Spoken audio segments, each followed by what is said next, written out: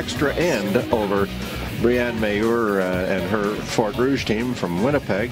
And now you see the preliminaries underway as the pregame practices and stretches for the men's final. The men's final game features an international matchup. Yannick Schwaller from Switzerland is playing, will be playing Dylan Johnston from Fort William. And interestingly, earlier this year at the Portage Canadiens Bonspiel, we broadcast a game that featured this same Johnston team. So good to see them back, a young team from Northern Ontario that labors in the shadow, Lauren Hamlin, of Brad Jacobs, and it's got to be a challenge for a team like this that has aspirations of excellence to have.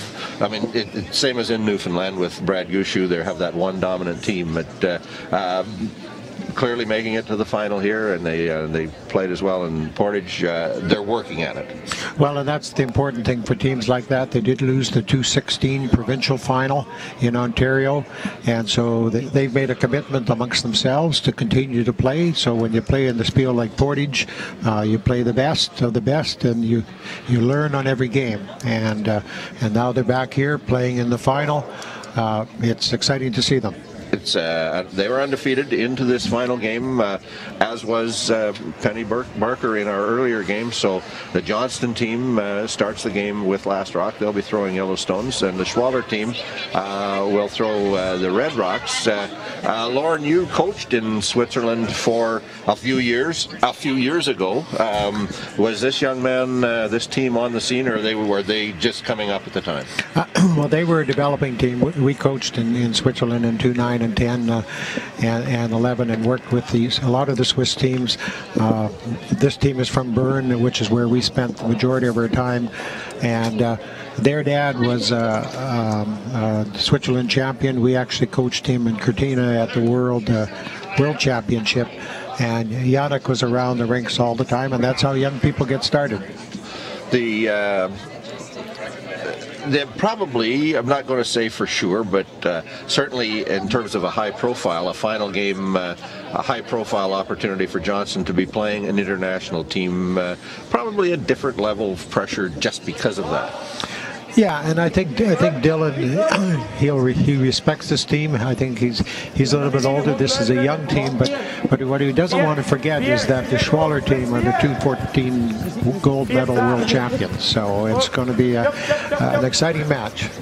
Would you project differences between the men's game and the women's game? Very entertaining, very exciting women's game. Will this one be any different? I don't think so. I don't believe these two teams have played each other before, so they're going to play a conservative end or two, get a feel for the other team, see what they throw, and then as they get really comfortable with the ice. And the ice, I was timing it throughout the last final, and it stood up at 14-5 at the start, 14-5 at the end, so great ice conditions for a great match. Had just an interesting little chat with Penny Barker there at the conclusion of the previous game, and we talked about that risk and reward situation that happened in the fourth end, and she reiterated exactly as we had said, that the downside there was that if she only made contact with one and gave up a single point, it wasn't failure. It was in that situation the risk and the reward, and that's the kind of thing we'll anticipate seeing here. At some point, one of these teams is going to see an opportunity and go for it. Yeah, and you're right on it, because I think Penny's decision might have been different if it had been the sixth end, but fourth end halfway, it was great. So, and both these teams are capable of throwing the big weight, the big shots, and if they get an opportunity, they will certainly play it.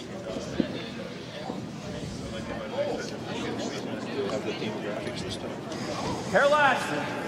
Yep.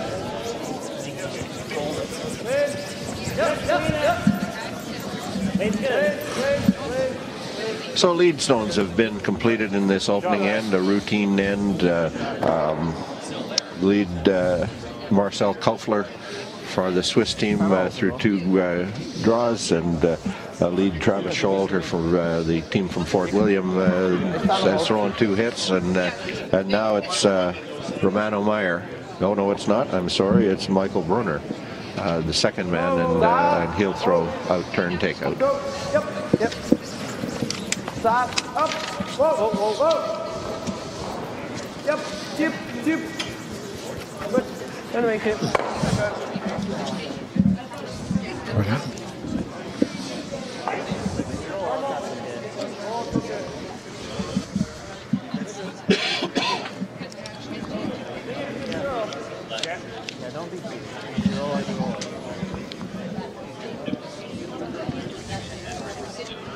Cody Johnson is the second for the Dylan Johnson team. His first shot of the game. It's that intern hit. Okay. Have fun. Lauren, you've done a lot of coaching, a lot of observing of the sport.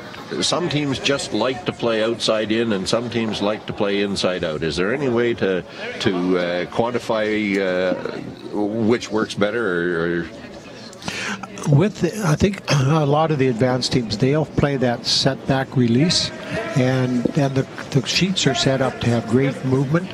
And it's a comfort zone where they can set it back, and they know they'll get that outside-in movement. And if they throw it consistent, like you said, I'm going to say probably 80% of the teams are going to play that outside-in. So now he's just checking out the ice, and when you get a chance, especially early ends, you want to test all corners. Even though they've played on this sheet, these ice all week, they're going to take advantage of checking out different spots on the ice. Make sure the timing is running the same from side to side. second Cody Johnson, his second shot of the game.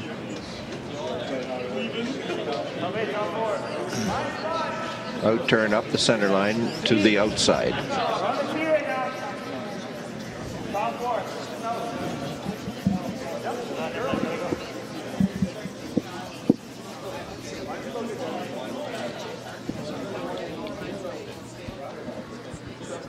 Strong sweeping from Showalter and Mike Baduch, the third man. Yeah, and that would have run about a 14-1 going to the T line. So our ice maker Alan Gitzel and his whole ice maker crew has done a great job of setting the ice up so it's consistent from last Friday when we started to Monday night. Swiss third, Romano Meyer.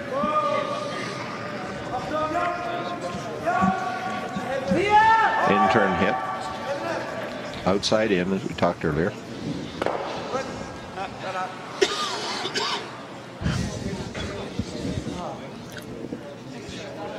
There you saw that late finish on the rocks where they jumped on it, got some movement, and that's what they anticipated, and set up and move the rock across the house to change the opposition position.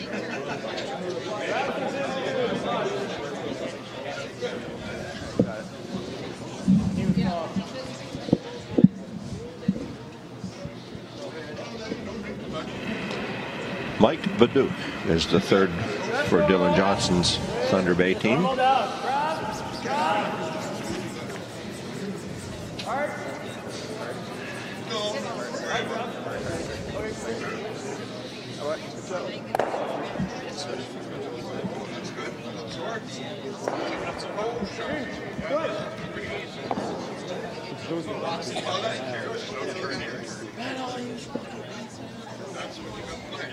That's good. Good.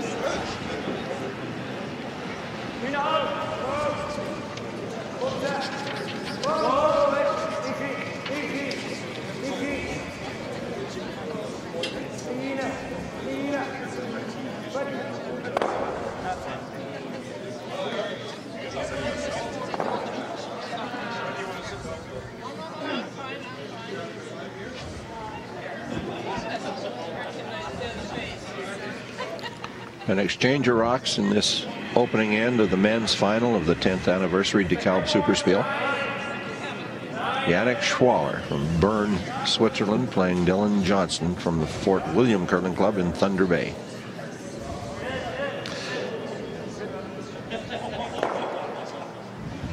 Very much going through the motions, getting rid of any nerves they might have, just wanting to get through this firsthand, know the ice, and comfortable with every aspect of where they want to be.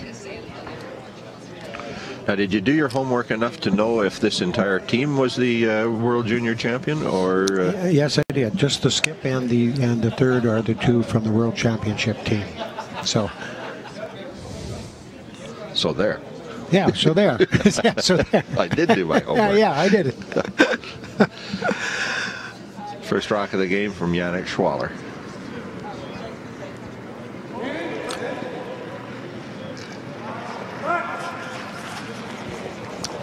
When you see our overhead cameras on all these rinks, when you get into the European rinks, where you see our big scoreboards and stuff at the end, they've got a 45-degree angle mirror from about the top of our scoreboards going right to the roof that shows you every house and everything perfect without the aid of overhead cameras.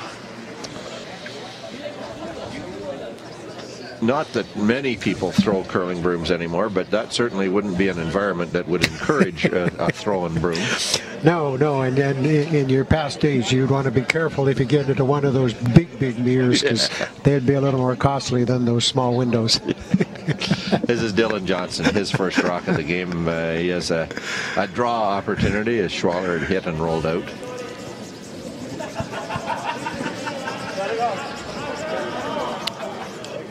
So it's Showalter and Cody Johnson are the sweepers here.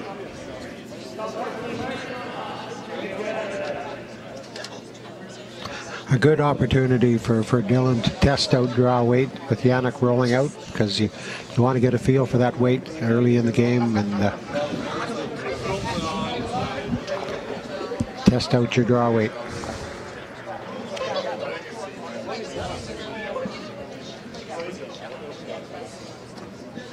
And he went to the other side of the ice as well, so Schwaller's throwing in a different line than Changed the shot on a bit. He put it out. Yannick rolled out on the high side. He's going to get him to throw his in-turn on the other side. And on the men's side of the championship, these teams have played for a total of $34,500. There was 24 men's teams, 16 women's teams. So tonight there's a $10,000 check on the line. Schwaller's final stone of this opening end. Hits, rolls to the forfeit circle. A good lesson for young people. If you're going to make a hit or try and get that last rock as close to the center line, it just makes the opposition's peel a little bit tougher. He's got to roll 6 feet to get out of the rings for the blank.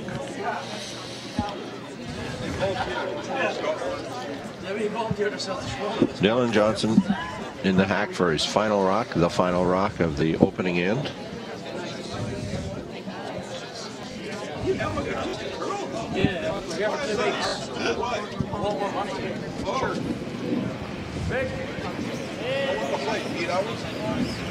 Intern hit.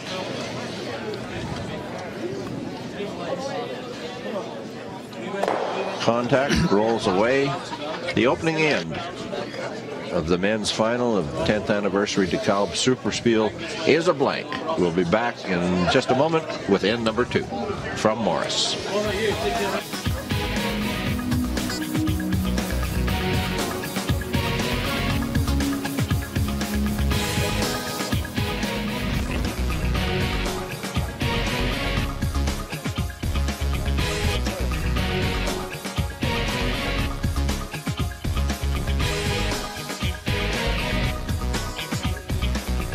Brian, 4 decades ago, the first usage of the term superspiel was here in Morris with the Big M Superspiel. The name carries forward now with the Dekalb SuperSpiel. 10-year anniversary. It's a pretty exciting event. Oh, it is. It's been growing since we started, and 10 years, it's a big feather in the hat of the club. What's the Bonspiel, the Dekalb SuperSpiel? What's it meant to this curling club? Oh, well, it's our biggest fundraiser. It's kind of been our lifeline. As you know, most curling clubs have been struggling in the country, and it's kind of kept us going here, and it's great. Like volunteerism, we've had 130 this year. We've had over 350 volunteers over the 10 years. So it does mean a lot of them have come back, and that's a big thing. That stuff is actually as important, maybe more important than the actual money, isn't it? Oh, it is. It is. everybody, like I say, they do come back because they have fun. That's part of our reason for doing it. You have your main cogs, but all the extra volunteers are great. Same with the curlers. We try and make it an event where they actually enjoy it. They say, boy, that was a great spiel, and they want to come back. Now, I know our viewers will realize the folks behind us are not the SuperSpiel, Bonspiel players, but the folks in the community must really enjoy the opportunity to come and watch some of the best curlers in the country, even the world. Oh, they do, yeah, for sure. It's a once-in-a-lifetime thing for a lot of these people to see, and you know, other than on TV, this is live, and it's great. And you get to watch more of those curlers in just a moment as we cover the Dekalb SuperSpiel.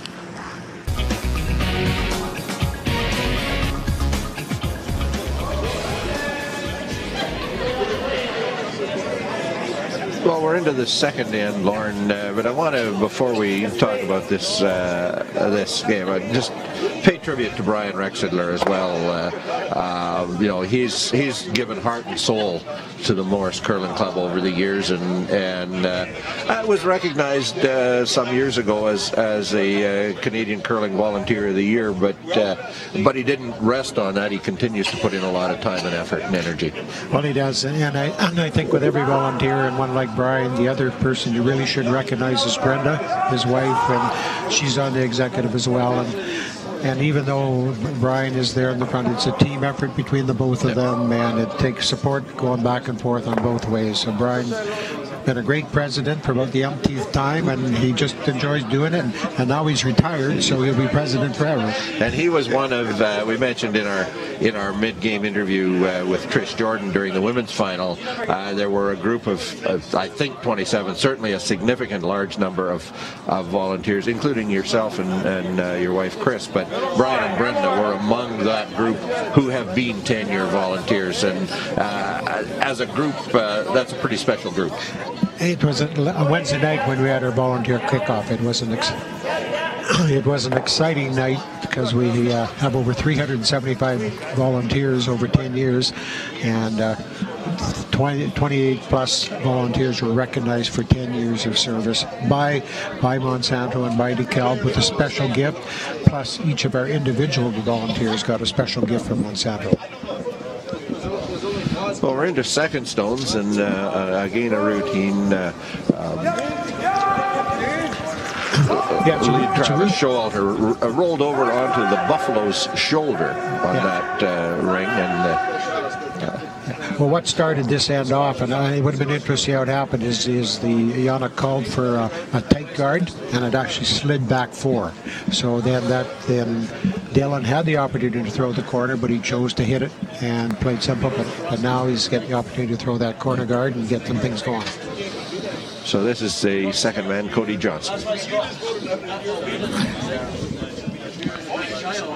Because it's always fun to talk about high percentage numbers, Lauren, we can report that after the first end, the official stats from Curtis Rexidler are both teams at 97% on the first end. Each one hit and rolled out, and other than that, a perfect end.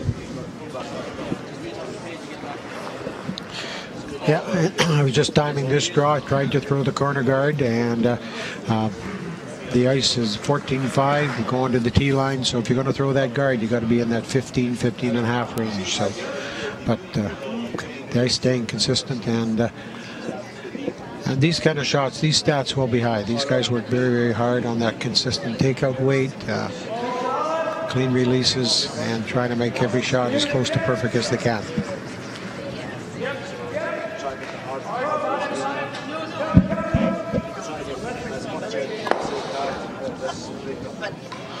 So that was second Michael Brunner with a hit. He rolls full 8 foot, almost to the 4 foot. Cody Johnson will play an out-turn hit.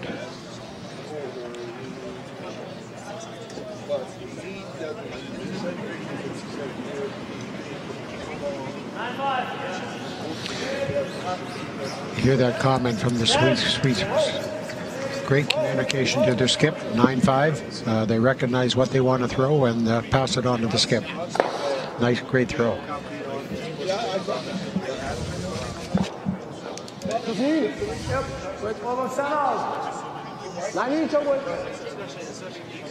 He said a whole lot about it.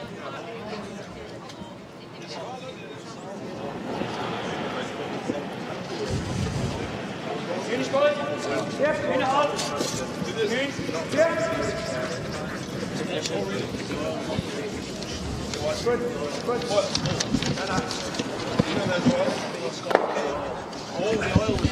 Another normal hit right on the nose, and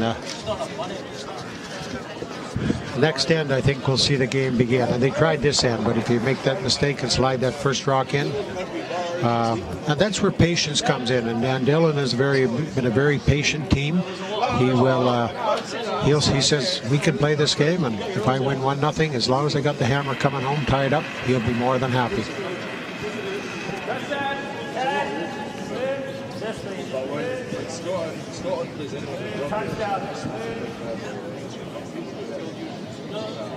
There's a lot of alcohol to chew. Winds are not Scotland. But Scotland's an island, so whoever loses doesn't matter. Everyone Scotland's an island because we love each other.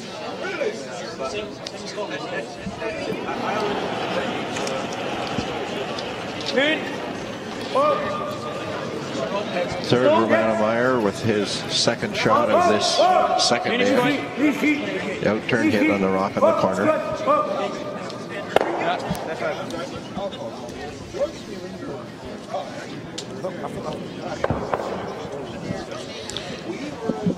Very nice throws, lots of communication on the weight, making sure they know what they're throwing. Okay, here we have a switch over. He's going to go inside out here. Check out the inside out movement.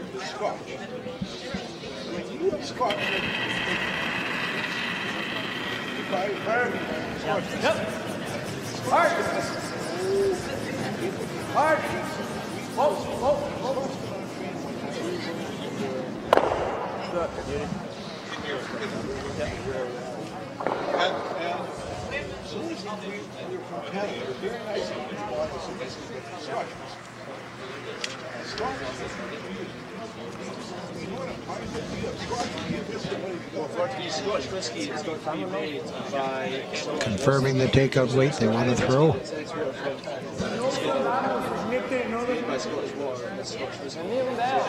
Schwaller with his first rock of the second end. I presume, Lauren, that he wouldn't mind rolling right across the rings into the logo on the right side. Yep. Change the position. Change the position. Change that shot a bit.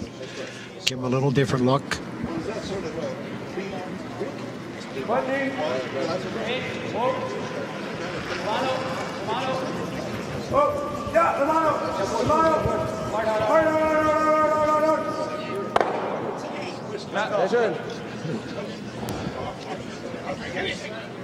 Just hung on for a biter.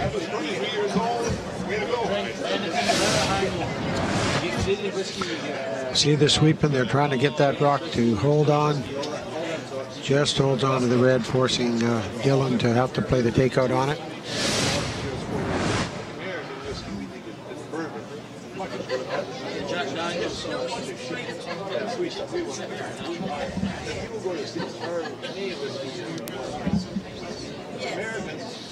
Water, the beer is water. I agree with the beer you like Scotch. No, but if you want me to Scotch, you have to turn it down.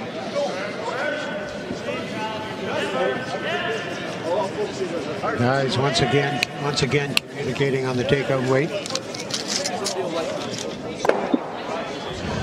Threw that one at a 9-2, which is where he wanted it to be. Got the roll onto the rings.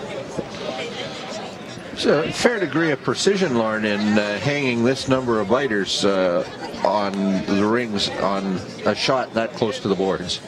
Absolutely, and the weight they're throwing is a comfortable weight. And I've been watching both teams' releases. Their line of deliveries are good. Their releases are through to the broom, and so if they hit that broom, the sweepers are strong enough that they can hold that rock in the position they need to make that great shot. Yannick Schwaller, his final shot of the second end.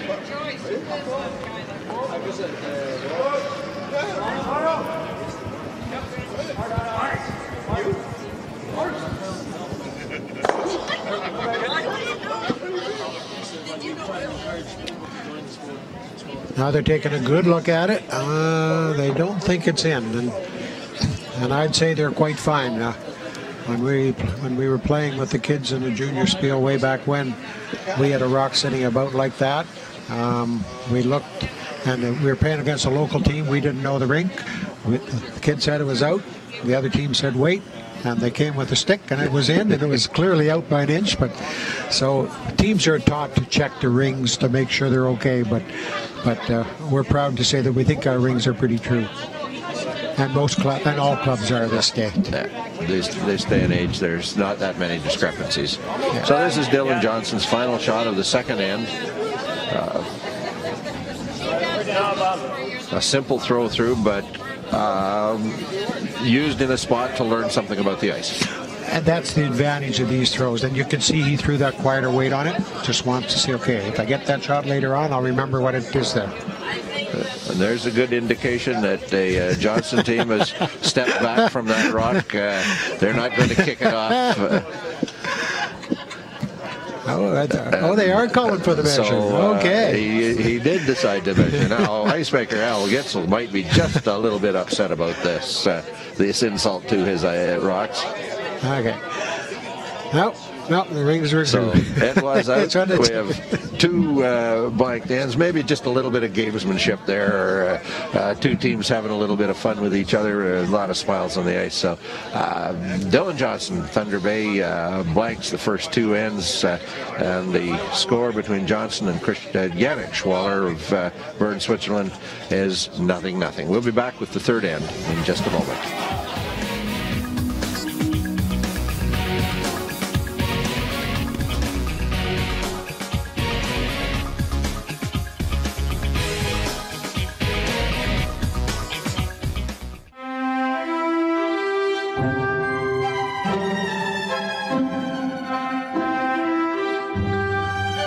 Hundreds of Canadian letter carriers are injured each year due to falls on icy private walkways. Not to mention countless other Canadians. This year, please keep your walkway clear of snow and ice-free. For the safety of you, me, and everybody.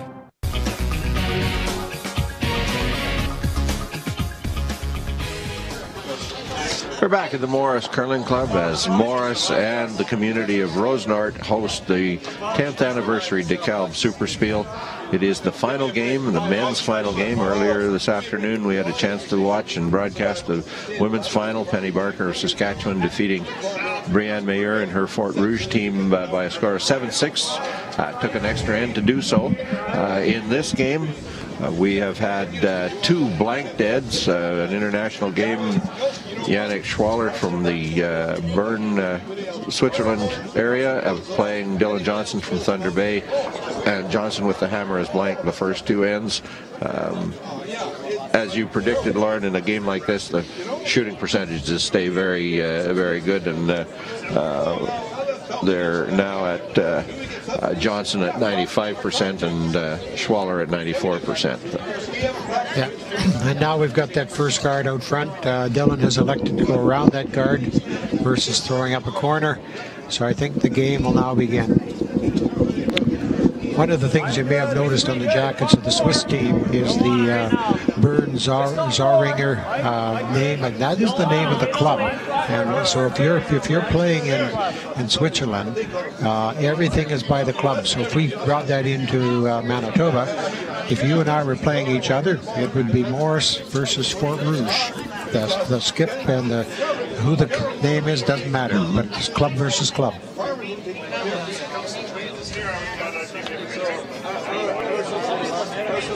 Travis Schwaller goes deep in the forefoot behind the button with his first rock draw of this end, and so it is Marcel Kaufler, the lead for the Swiss team, who will follow with his second shot and attempt to go behind the guard into the front of the forefoot. Yellow rock a little bit deep, so it left some opening to get behind.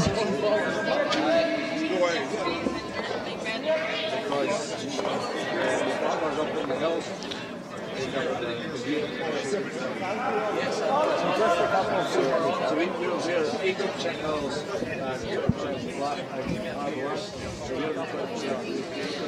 Beautiful weight. You left him a little room on the inside. a lot of these guys, a lot more weight. The guys that Had he been that 2 or 3 feet shorter, he'd have got a little bit more curl. He'd have been happier with that. Yeah, and that's the difference on this kind of ice from sweeping weight to dead weight.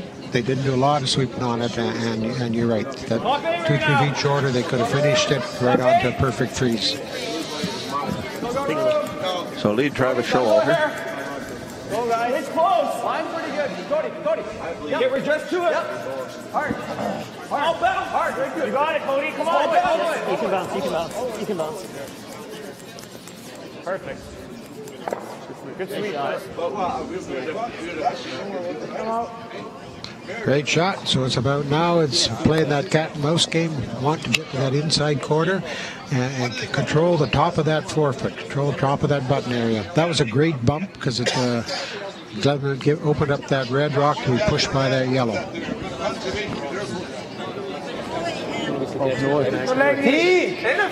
Michael Brunner, second for the Schwaller team.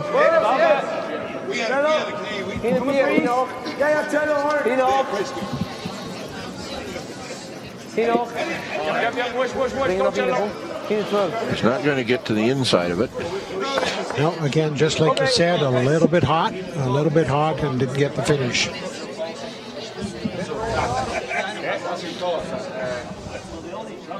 Where's our tolerance?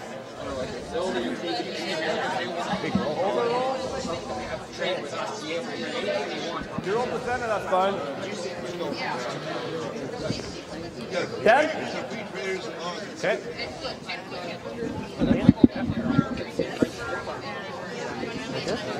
So the call is an intern hit. He wants to hit and roll to the center line in front of his own Yellowstone. If he makes that shot, then he's got, with that red rock in behind, he's got Switzerland in a lot of trouble early in this end. All right, Travis. All right, right to it. Come on, you gotta go. Right to it. Over curling just a little bit. He's going to get the inside of the red. He's going to roll across. That's all right. Yep. Give Switzerland a bit of a break just so that roll too far. So now he's going to play the in off. They could go with the same shot on the freeze. So you're just curling a little bit too much. Bumps the yellow behind the tee line, which they didn't want to do, and rolls over on the corner. Now Schwaller's come back trying to play that hit and roll to get position on top of that button. Second, Michael Brunner. Yep, forward. Forward, close. Yep, forward. Yep, head forward. Hard, squat here. Evan. Evan. A little bit of the throw. He's going to get a little edge of it. Okay.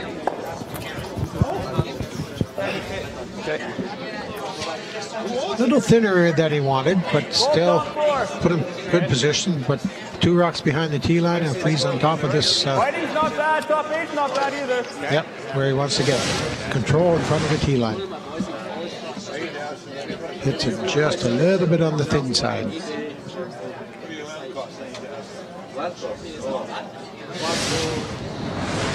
A well-positioned rock here really puts Johnson in a control situation.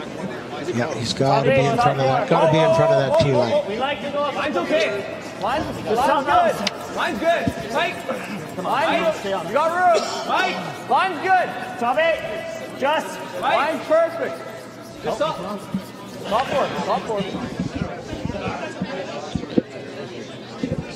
That's fine. Good shot. He's got to the inside of his own Yellowstone on the back of the button, sitting in the front now of the button. That's a great shot. He's got that inside angle. He's got a guard in front. And he's got 2 red rocks behind his 2 yellow rocks. Yep.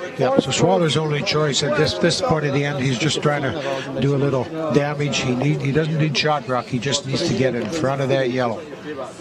But tight enough that if he can bump it at 2 inches, it would be perfect.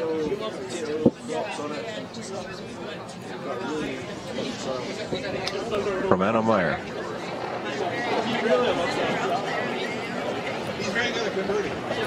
First third stones of this end.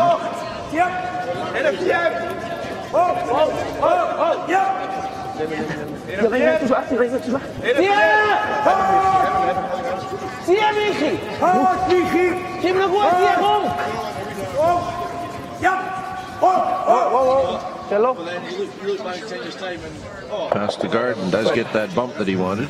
That was a great shot. Great communication on the sweepers, so Skip knew exactly the weight.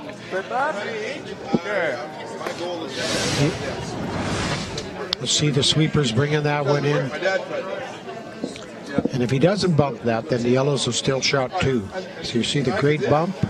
Gets top.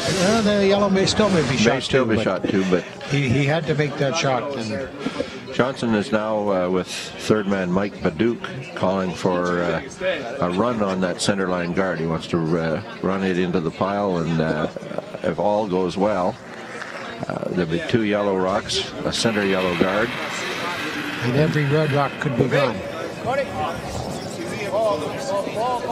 Oh. A little wide. Yeah, got a little high on it. Got a little high on it. So now he's got to be really careful, which is exactly why Dylan cleared that front guard.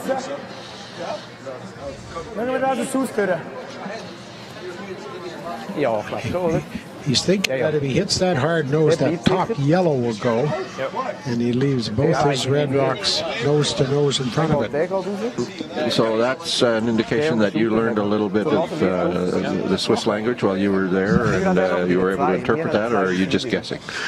No, I'm fully fluent in Low German. Not. I did learn a few words, and I did take some German in high school, so we did have a lot of fun with learning their culture, learning a bit of their language, and we'll see if my interpretation was right. Well, it is third man Meyer, and he will throw a hit. The intent is to squeeze the yellow rock that's on the tee line on the button, and squeeze it out across the rings and see where everything else winds up. Yeah. Let's hope he can leave his 2 right there.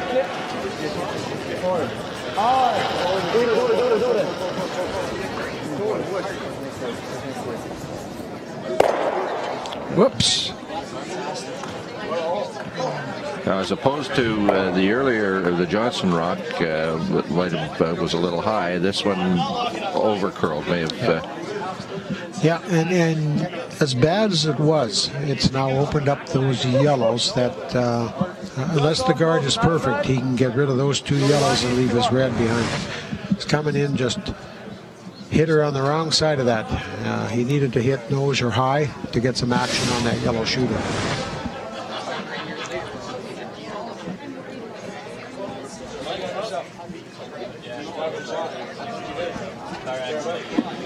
Just seeing him spinning that rock while they're thinking about it. We're fortunate here that we have the Blue Trevor insert rocks, which are identical to the Curl Manitoba rocks. So we've got a great set of rocks, and the players have come back to us saying the consistency of the rocks right across their drinks, which is gratifying to hear. Third man Mike Paduch. Dylan Johnson has asked him throw the out turn.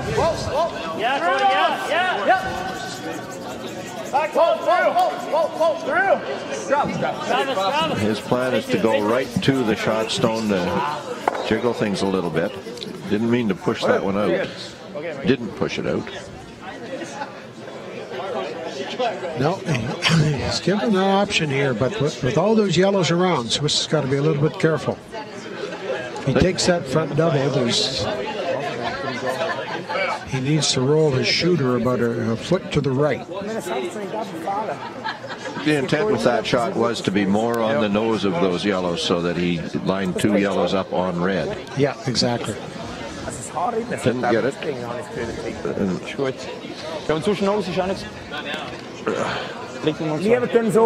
Yep.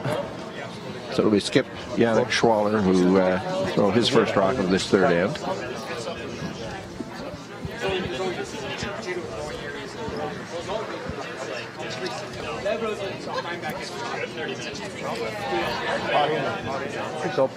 Altijd die is close, denk ik, van het op. Gewoon in de Philip die springen. Goed, niet op.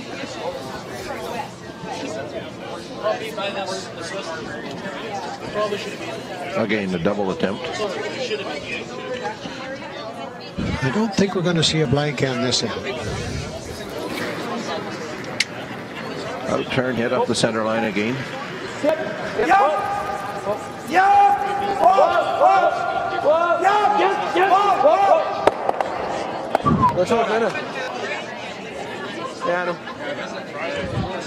Not the shot he was playing, but I think he ended up with pretty good results in terms of. Here he came in. They didn't call the sweeping. They should have on their number one shot, but I'm not sure this might not be a better outcome given he doesn't have hammer.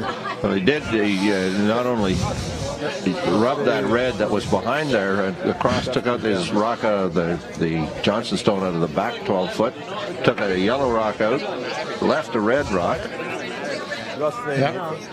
Yeah, and if he, so Dylan clearly needs to get the roll, an 8-foot roll, so that the two yellows are side by side, so he can pick up a deuce.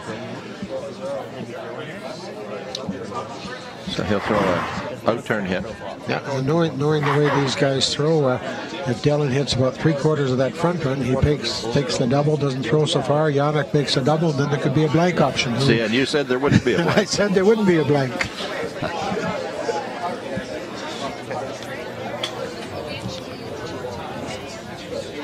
But his first priority is to get that 6-foot roll and set up his deuce. So there's no double left for Yannick. So it's an out-turn hit. As Lauren has said, he wants to make contact with the red rock in the 4-foot circle and roll across to the outside edge of the 8-foot. No, Ted. Ted, please. Stop, please. Close. Yeah, drop. You gotta go. Straight to it. No rolling. Stay in the lead,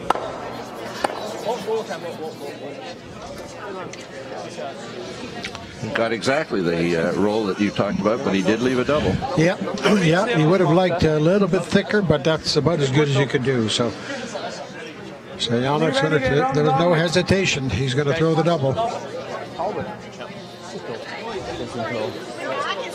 And by the look of that broom, I don't think he's going to throw it that light either.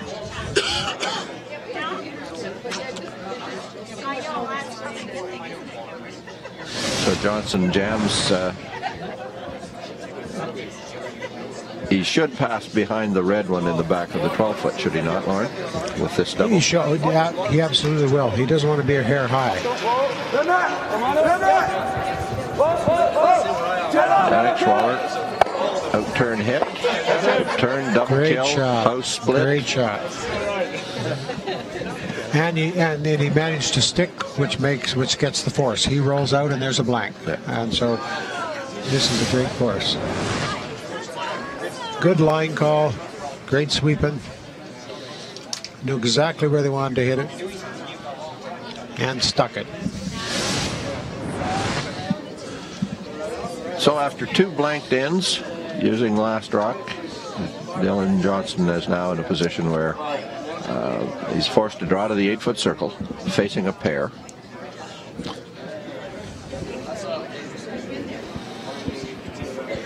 Pretty good right now.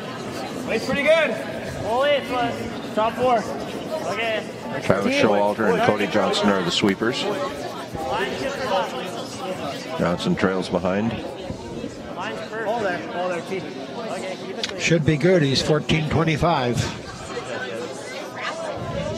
Top 12, 8-foot, 4-foot, back 4-foot, sweep, but stops full 8-foot, barely, but Dylan Johnson scores a single point with last rock in the third end. Johnson leads Schwaller 1-0 after 3. We'll be back with the fourth end in just a moment.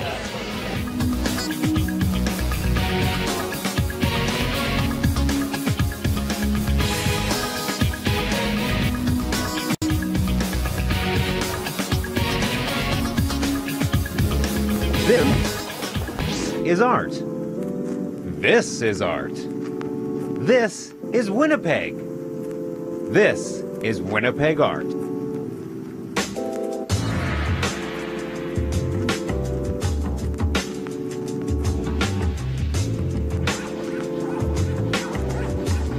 We want to see your creation. To get your work onto Winnipeg Art, email us at createtv@shaw.ca.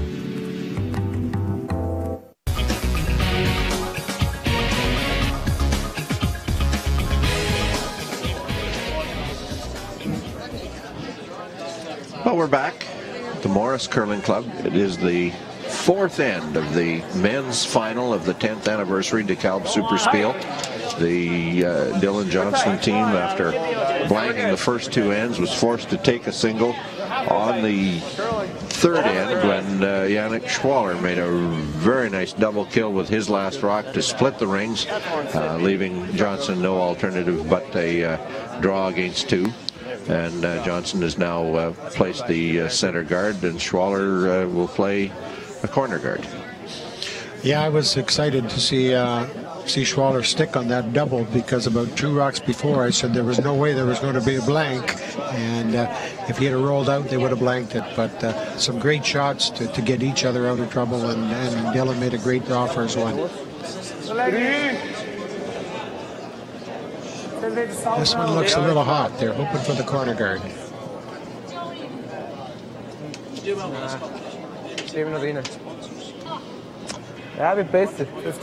will come, slide into the rings. Oh, what was I wrong? No, I wasn't wrong. Geez, I'm glad I was right, because I was thinking it might have been light, or it might have been okay. And Johnson will play a hit and roll behind his center guard. That third end got more entertaining, Lauren, and a lot of rocks in play. And of course, when there are a lot of rocks in play, the precision of shots, the difficulty of shots increases, and the likelihood of perfection is reduced. But shooting percentage is still pretty impressive after the third end. The Johnson team's team percentage is at 92, with the lead and the skip both throwing 96%. The Swiss team's percentage after three ends is 85%, and their lead and third are both at 92%. Checking to see if that rock was a biter or not. Yep, that's right. And in that position, if they didn't agree that it was or wasn't, then they would have called out the stick to see if it was in the rings before they could or couldn't make the hit on it.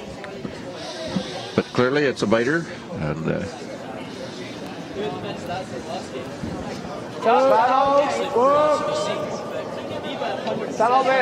lead man, Michael Kaufler, playing a hit on that outside.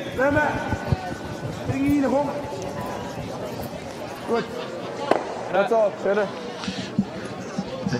And you notice they weren't playing the role. They want that extra corner guard, because they were sweeping it to keep it high so they could stay out there.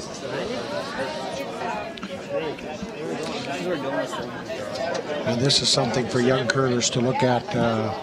Dylan is coming around with the in-turn side. He could come around with the out-turn side, but then that gives the option for Yannick to hit and roll off it, to roll behind the corner guard. So he's coming on the in-turn side.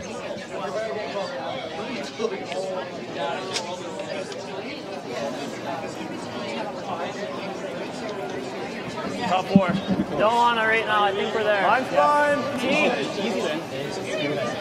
Grab. Go ahead. Not heavy. Hard grab. Really hard. Curling long. Come on. Hard.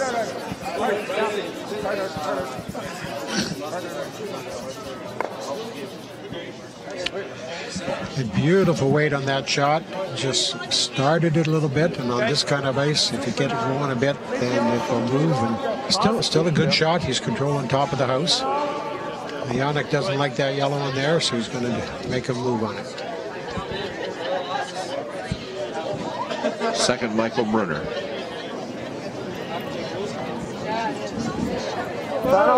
Turn hit to remove the guard from the center area.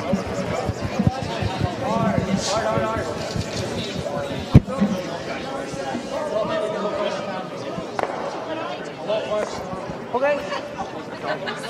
Let's go.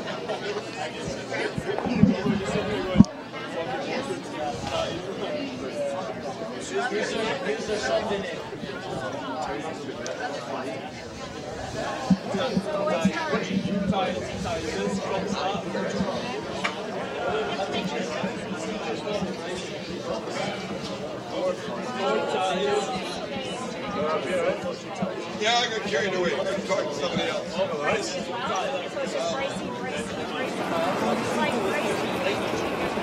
Little big. Just ahead. Grab. Grab. Get down there. You gotta go. Okay. Is that out? A bit open. Okay, which corner does he choose? Saga. Maybe start on the bottom step. Feet the good. Good. Yes, but I don't know what He's chosen to go to that around that in-turn guard versus going the out-turn guard because he doesn't want to block the center line if they happen to come light. So he's going to go around, widen his scoring zone by going around that in-turn draw. In the big what? In the big, you know. Developing a plan to score more than one, but protecting a plan to score one if he has to. Absolutely. Absolutely. You've got to maintain that access to the forefoot. Past the guard slice, 8-foot tee line, just deep of the tee line. Fully buried.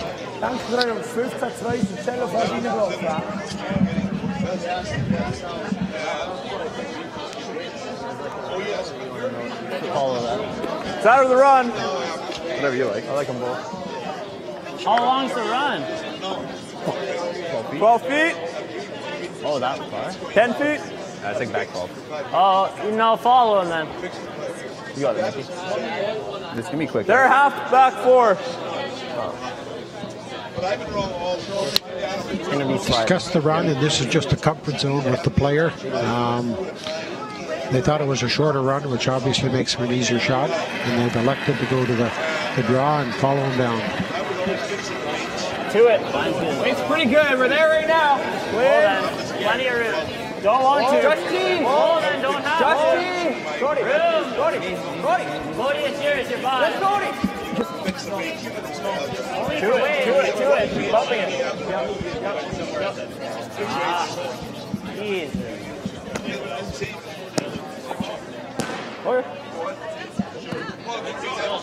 Yes, he's already got the script here. Okay, quick.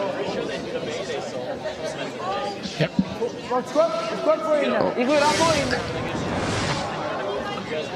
A little bit heavier than they wanted coming in, and here he's just sweeping, trying to get it to move. There was a 1385 on the hog line, so he needed that 14.5 to get the shot they wanted. Schwaller will now play in-turn hit with his third man, Urbano Meyer. His objective here has got to be to hit and roll to the center line. Yeah, that's what he's looking for. He wants to get about a half a rock, but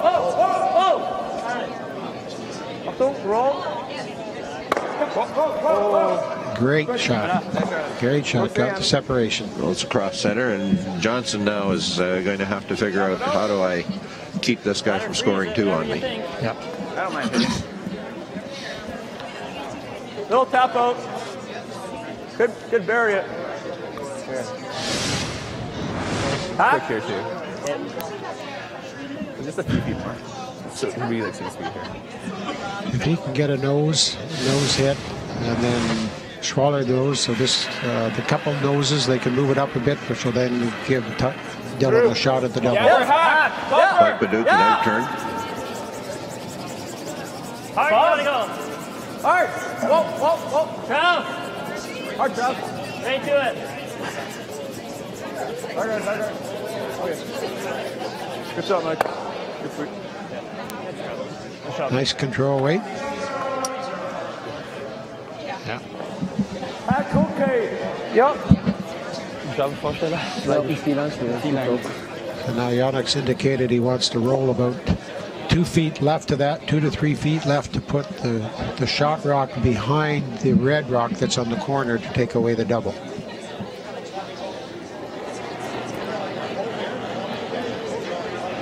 Back to squad. Out turn from Meyer. Back fast. Hit the close. Hard, go cello. Back to squad. Hard, go cello.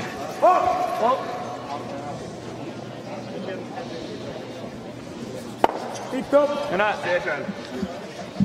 Great precision throwing by both teams, hitting the rock where they want it. And very important for Schwaller's team to get that roll there because it took away that double.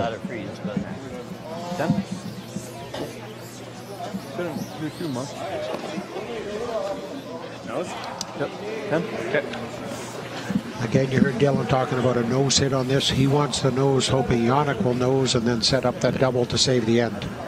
Kind of wait till. Okay.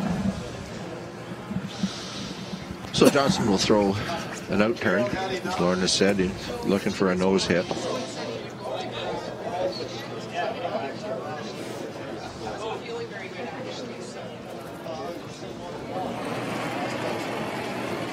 Little big. Whoa, easy then. Trav, clean. 9-5. Trav. Yep. Gotta go. Oh. Good. Cody. Good run. Gets that nose hit. A little bit of a roll.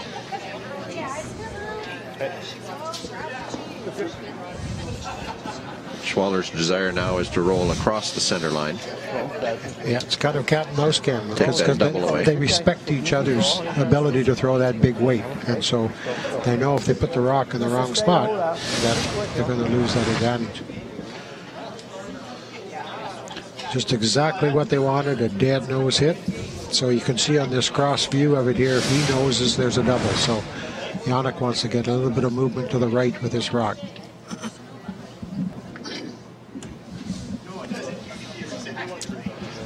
Yannick Schwaller's first rock of this fourth end. Score 1-0 for Johnson over Schwaller.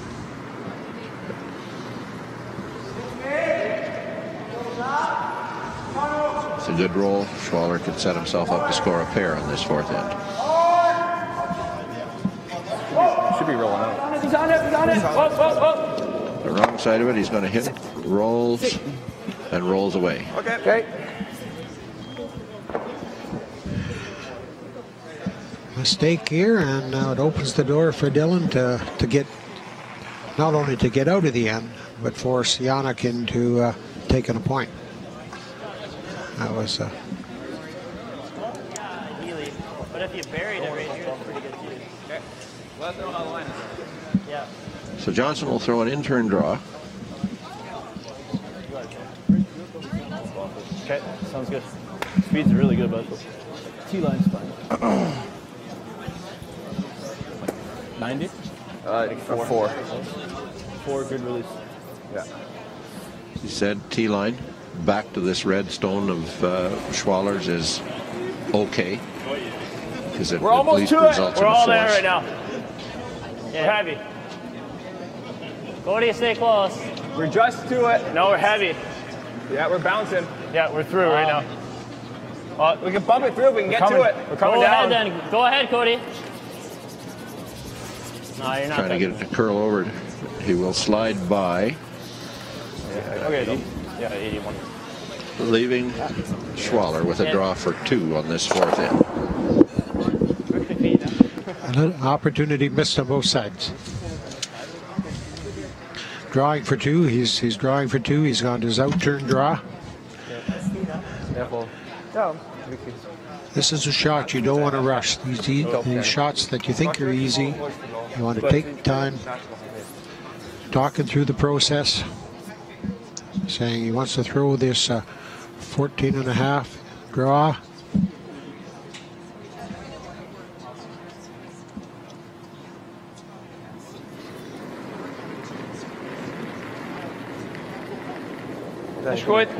Last stone of the fourth end by Yannick Schwaller. En net zo slecht, en net zo slecht. Clean it, ja, net zo slecht. 14-5 on the hog line, making sure that the rock is in the rings, and you can continue sweeping it to the button. So after 4 ends of play, Yannick Schwaller picks up a deuce in the fourth end. The score is 2-1. after 4 ends. Earlier this week, Resby had a chance to talk with Morris Mayor Gavin Vanderlyn. We'll be right back with that interview, and Resby will speak with our worship, the Mayor of the town of Morris. He's going to talk with the Skips first.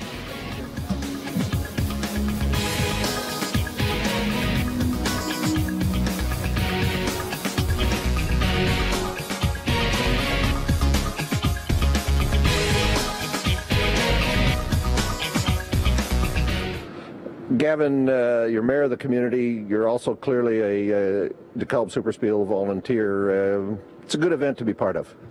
It's an excellent event to be part of. We've been very proud to be able to host this event in our community, to be able to see curling prosper in our community, to see the number of people from our school, from the organization, the volunteers, and from around the province to come and have a look at what we can put on here in town. It's an important event for the curling club and for the community, separately but also together. Separately and together, the curling club relies on the community, and because the curling club has done such a great job of putting on these excellent events, the community is behind it. And we see that with a super spiel like this, that takes a lot of volunteers, a lot of sponsorship, a lot of money from various sources. So we see everyone coming together to make this a really excellent event.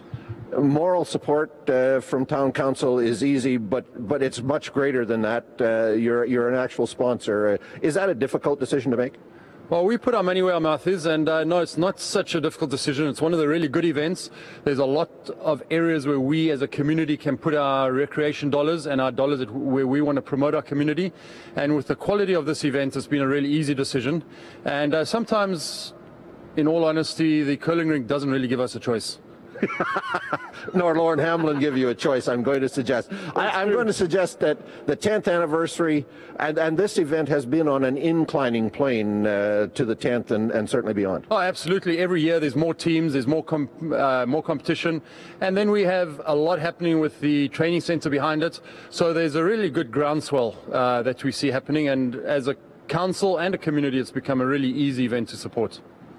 We'll be back with more of the Dekalb SuperSpiel in a moment.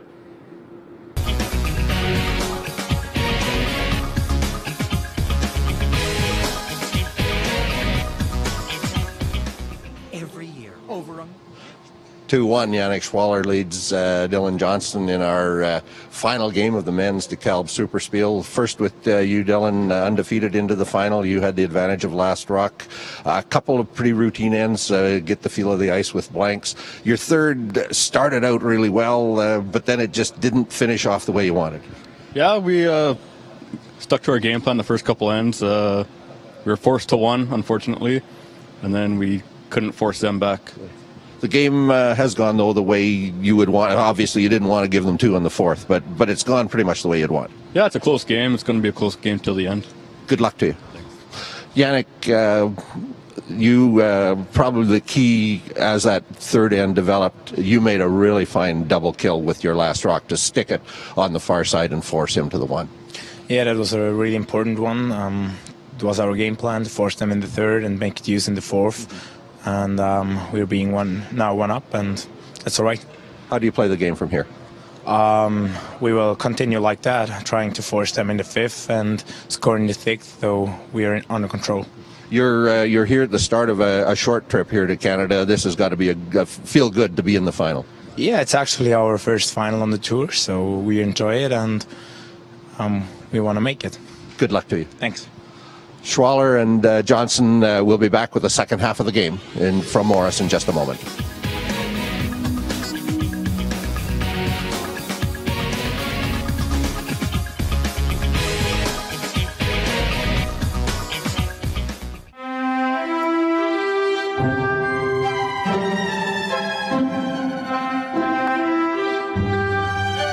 Hundreds of Canadian letter carriers are injured each year due to falls on icy private walkways. Not to mention countless other Canadians. This year, please keep your walkway clear of snow and ice-free. For the safety of you, me, and everybody.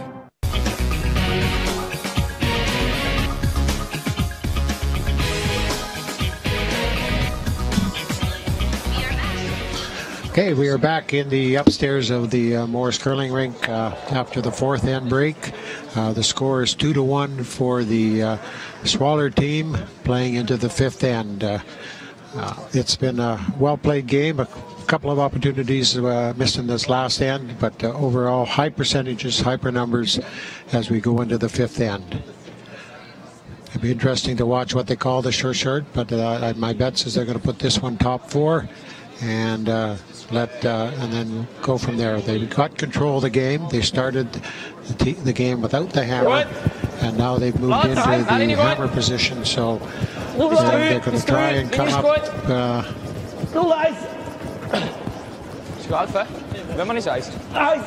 And they got this one a little light out of his hand, so they're really working it to get it across. And he did. Well, that's hard work after the quick break, isn't it? Yeah, I wish I had a clock on that one. I'm betting that one was in that 17 range because it didn't come very hard out of his hand. So it is a long center guard and clearly longer than they would have wanted, Lauren. Yeah, absolutely. He was either tighter in, and for Dylan, it's an opportunity to throw his corner guard he wants because it's a guard that really doesn't affect any shot in the forefoot. Mine's good. Halfway high. You got it.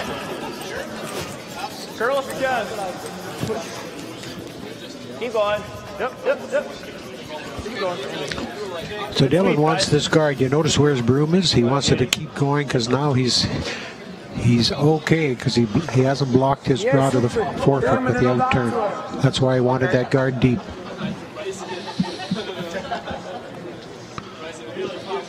So for his second shot, Kaufler's asked to throw an out-turn draw and much tighter to the rings, but still wants a guard. Yeah, he'd like to see this between the Dekalb logo and the front of the house on the center line.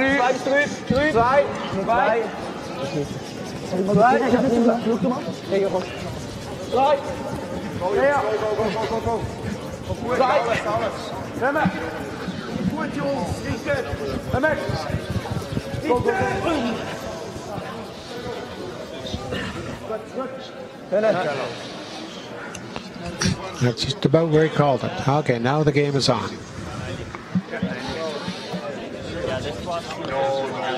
Travis Showalter is the lead for Dylan Johnson. Right at this point in time, shooting at a percentage of 97%. The very impressive numbers from both sides, I think. It is. It's an 88% team total for Johnston and an 87% team total for the Schwaller foursome. Johnson with a draw now, an out-turn draw around those two center guards. Mine's good. We got a good one, man. You guys got a good one. Go. All the way, guys. Keep going. Farther go. Keep going, Cody. Good one. Good sweep, guys.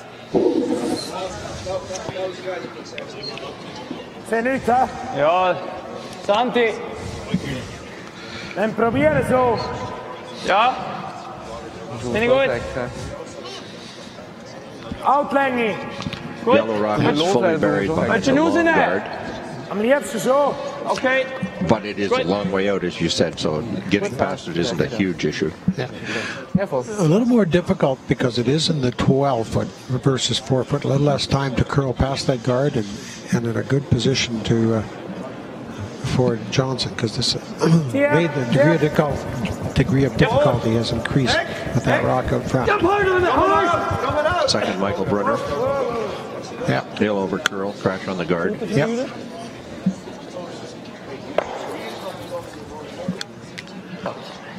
That's very difficult curl for a curler when you see a buried rock and you know that guard isn't in play, but it's just mentally you see it in front of you, so it takes tough mental to get out to the broom, throw it, and just believe. You just got to believe it's going to happen.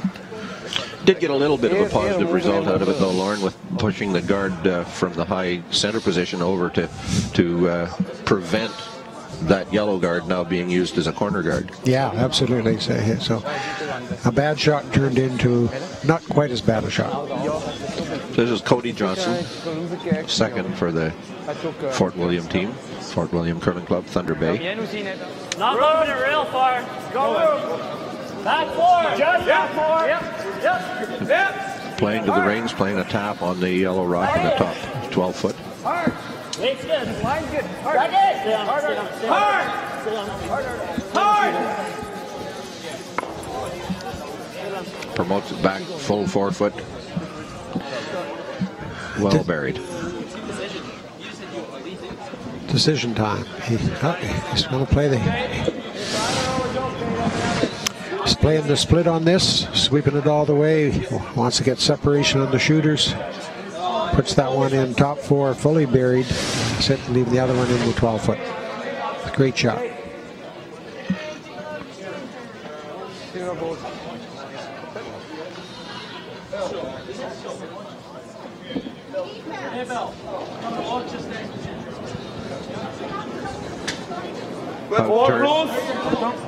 Trying to rub and roll in off of the rock in the top of the 12 foot circle. See ya, Heaven. Hard! Heaven. Hard!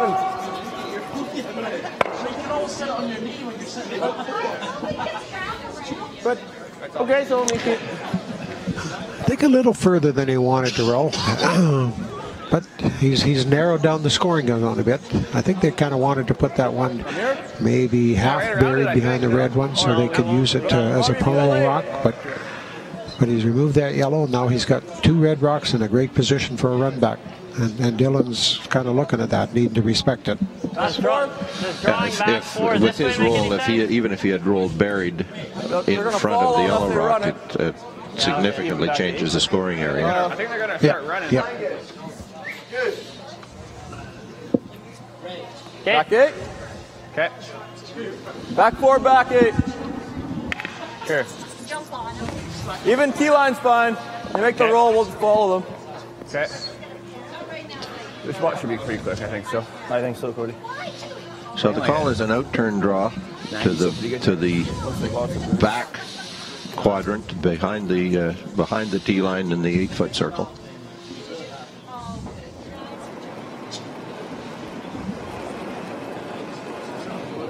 I'm close. Yeah. T right now. Don't on it right now. Heavy. Don't have to. Easy then if we're heavy. Top 4 T. Line's okay.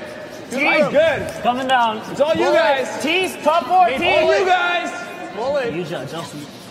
Top 4. Curling. Yeah, Mikey. Yeah. Running out of room, but you gotta stay fully. Yeah, we're there. Line's perfect. Right on the T. Good. Great shot. They called it a little bit heavy. Didn't put the bruise on her too strong. Came across the line at a 14.05, and so was sweeping. Got it behind the one on the 4 foot, which is critical. It's okay. Spade is okay, we know. Okay, was du lieber willst? Schauen wir, was passiert. Gut. 9. Okay, gut. So this is an outturn hit. Een beetje open wijs. Is goed, ja. Titop. Outturn hit, and I think he wants a nose on it. Just get the nose. Normal. Okay. And hope that Dylan will hit the nose, and then he's got an option on that yellow. Nu niet goed. Oh. Er aan blijven. Michi. Hard. Sweeping for a roll now. Sit. Okay. A little bit stronger than they wanted. Come to center line. And it's jamming, right? Yeah, Dylan has changed his thinking now. Now that if you he's just got bite center, that's pretty good. Okay. 5 or 6, maybe. Give me 6. Yeah. Please. 85? Yeah, we think it's slowing down. It's the hair. Really? Because this path seems pretty slidey to me. Top 8! Well, even Travis's second one we pounded the whole way, didn't work. Okay. Well, keep your head. We wrap it right around 2, it's not terrible, but let's go top 8. You got it. You got it, bud. 85. He's throwing an 85, which is that split time.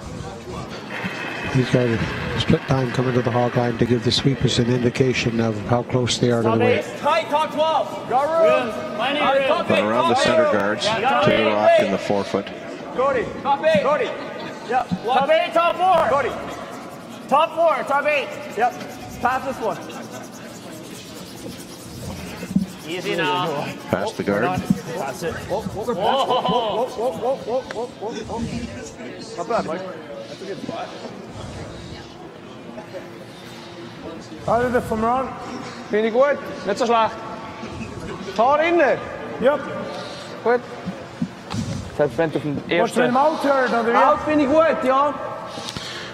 Just the way those rocks are positioned, I think if he makes this run back double, that yellow may go between the two reds.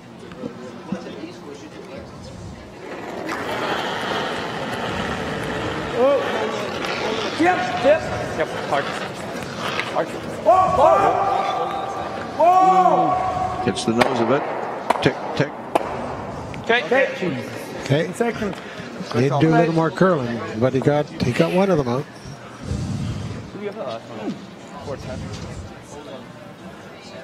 Strong release though. Yeah. So a little less. Needed that rock to curl a little bit more, but he got it behind his red, so yellow shot one.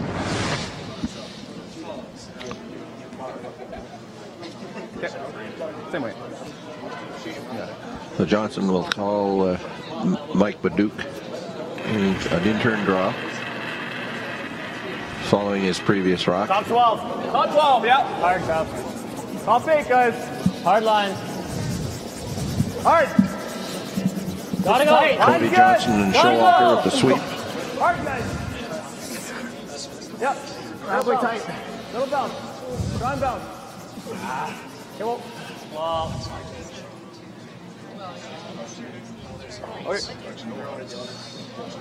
Chance, jongens, hè? Freeze. Well short. Ja, lekker bent. Op kant 4 bist. Well short, and now Jalek's gonna. He doesn't care about being shot rock. If he can freeze one on top of that, he's put himself into a forced position that gives him the hammer in the 6th end.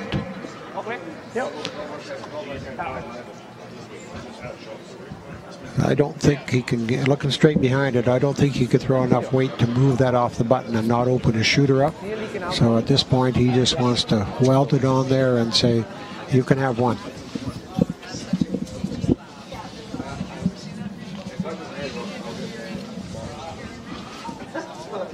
I'll be your sponsor for tennis.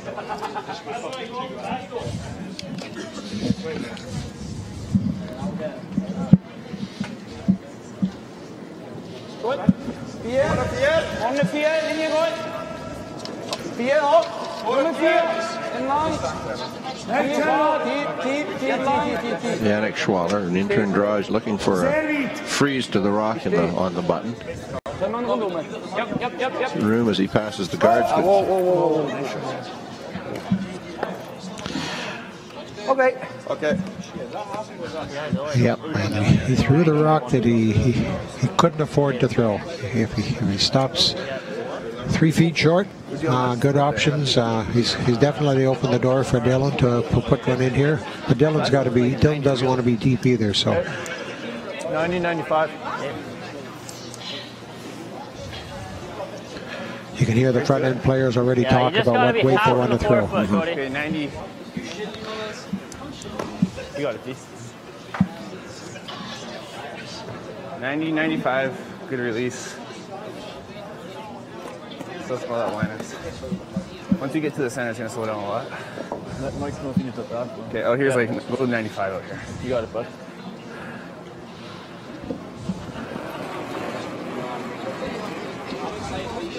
Dylan Johnson, an intern draw. We're T line right now. Back 4 almost. Back 4. T. Back 4. T. Yeah. Back 4. Yeah. Line's good. Yeah, if you're heavy. Back 4. Yeah, if you're heavy. Stay on it if it's heavy. Yeah, come on. Come on, Trop. Stay on it. Hard. Hit. And he too was just that little bit heavy. Yep.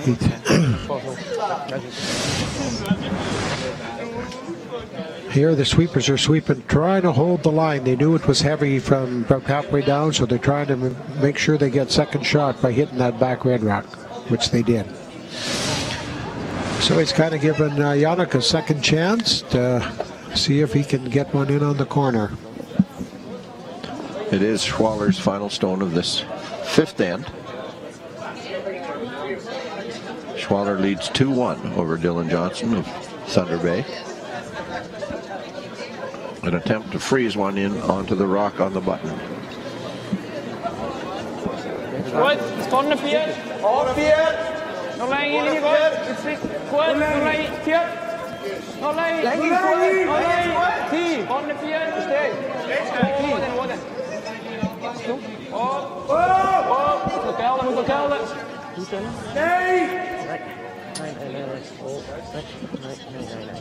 Slides past the shot stone.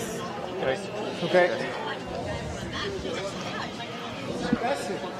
Hard to know whether the yellow or the red is second shot, but there's no way to get free though. it's just that one's a draw now for second shot to see. Yeah. Then to see what happens. Dylan's just throw it, so he should be able to throw the same rock. And again, sliding behind that tee line is open the door for Dylan to get that deuce back. Same thing. Travis got a 90 on yours. But for Schwaller, he couldn't be forward to be light either, because that would have given him a deuce sitting there. So it was a precision shot that had to be made to prevent him getting two. And the two has not been made yet, but Dylan, having just thrown one here, should have a pretty good idea what he needs to throw for weight. And if he is that little touch heavy, he does now have the Schwaller rock in the back of the fourth to stop against. So Dylan Johnson with the final shot of the fifth end. Line's good. Cody Johnson, Travis Showalter sweepers. Oh, just T. Okay, Cody clean. Go ahead. Yep, countered it. You're all over the red. Okay, we're there. We're all there by itself. You're fine. Slide through into the top of the forefoot, into the back. Every one of those rocks was just that bit heavy. Pretty quickly removes the red rock from play, so that would suggest that it was a score of 2. We were caught by surprise once in the earlier game, but we're going to say it's 2, and that the Johnson team now leads Schwaller 3-2 after 5 ends. We'll be back in Morris with the Dekalb SuperSpiel in just a moment.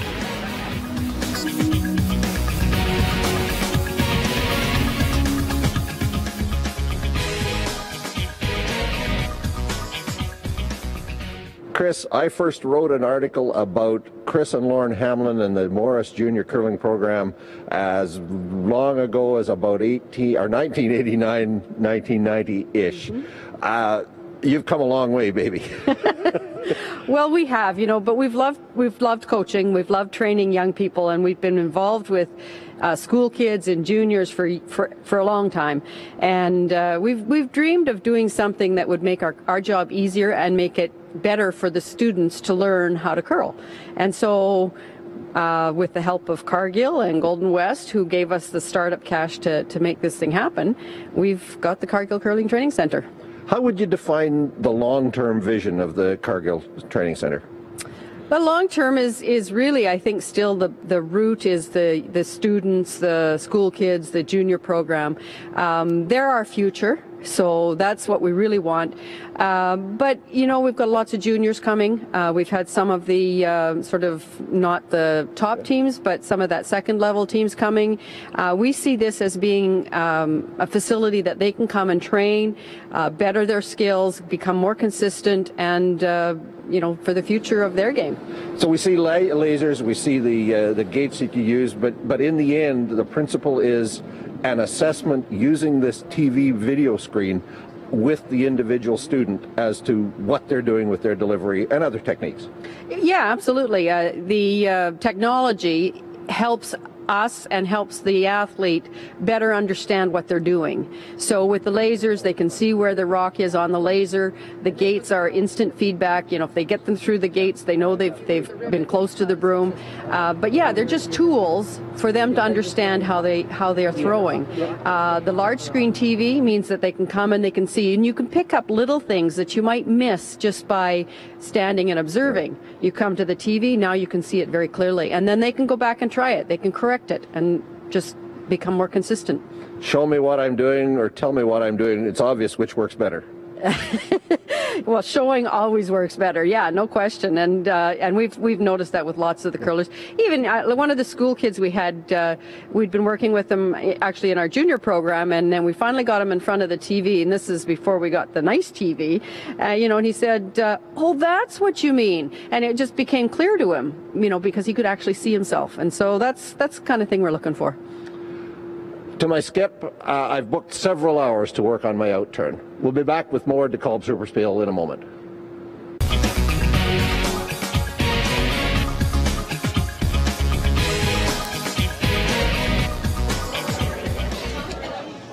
Well, we're back in the sixth end, and an interesting end developing, Lauren, in that the Johnson team through the center guard. Schwaller attempted to play the tick on it and promoted it into the 8-foot circle, but left a center guard, which could turn out to be a problem as this end develops.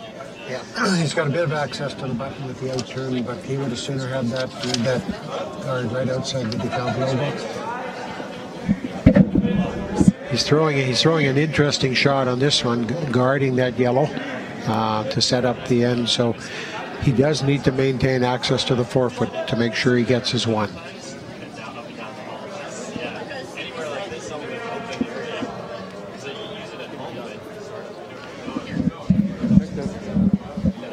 So that was lead Marcel Kupfer. Don't mind it, really. The house is good.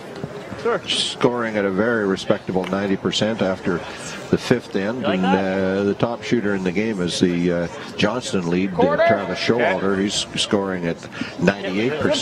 The two teams still pretty close, 88% for the Johnston team, who lead 3-2. So perhaps you'd expect they'd be slightly higher.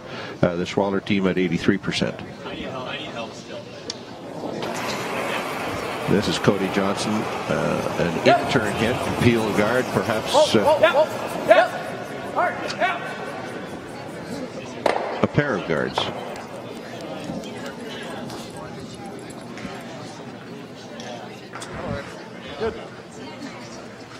Certainly given the option to Yannick here to go around the corner to sit freeze on that front yellow. His 4-foot is now open. Hit and roll in front of the one on the back of the house.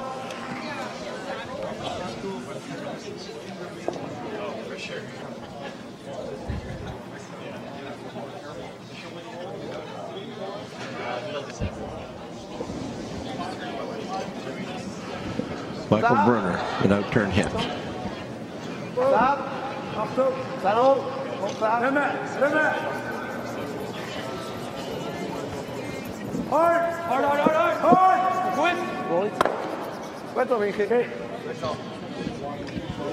A little roll. He'd hoped for a little more roll across to the other side of the 4-foot, but yep, got the movement, and Dylan wants to go right over. Dylan's in the position right now. He just wants to put him in a forced position. Obviously, Yannick would like probably either the blank or the deuce.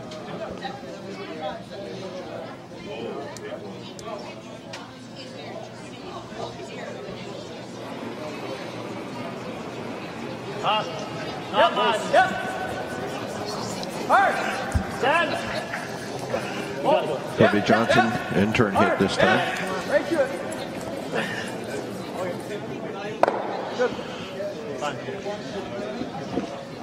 Roll center, and Schwaller will play to rip them both out.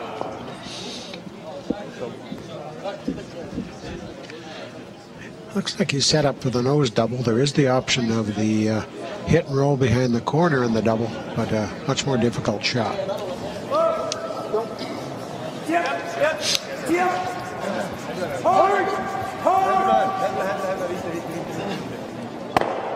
Slightly overcurled, rolls away to the side of the 8-foot circle.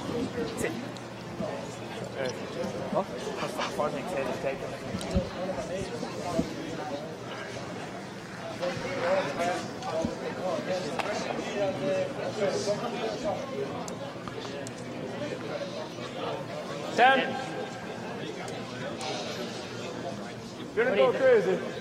Pardon? To be pretty straight. Yeah. I agree. You can hold it. Mike Baduke.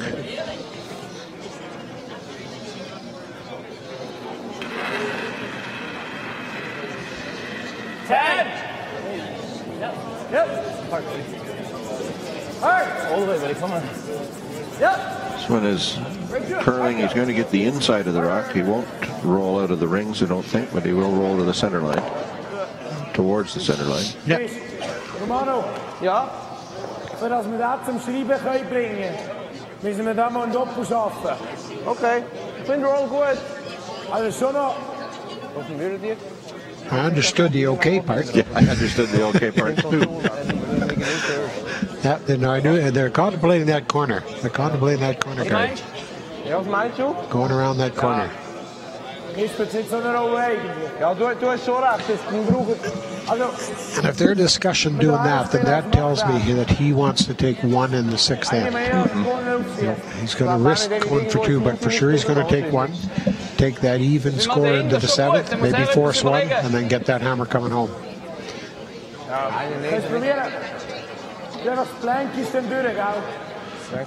So if he goes behind this guard, what is he expecting Dylan Johnson to do in response? My guess, because Dylan's two yellow rocks are in a great position, like there's not a double there. Dylan will either choose to lay three, or he'll rip that corner to open up that shooter. So yeah, they've elected to go behind that corner.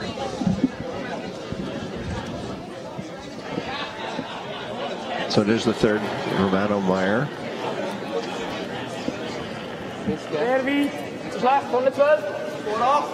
His first rock of the end.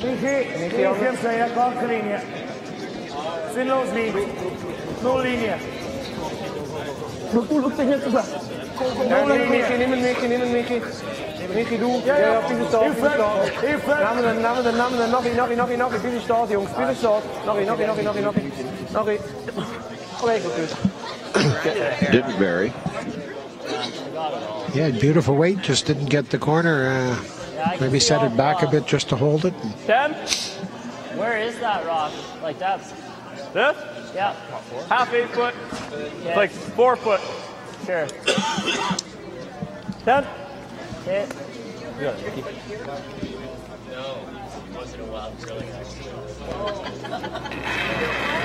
Call here is the hip, roll back towards the 4 foot. Just. Stop, please. Drop. Hard drop. Thank you. Hard drop. Get it over here. Keep it going. Hard drop. Keep it going. No roll. Yeah, go down. Go. Hard, D. Okay. That roll is too far to, it works to Schwaller's advantage, doesn't it? Yeah, he put that just about in the worst position he could have. He comes in, he hits that. They think about Yannick first rolling, and then Dylan wants to get it as far as he can.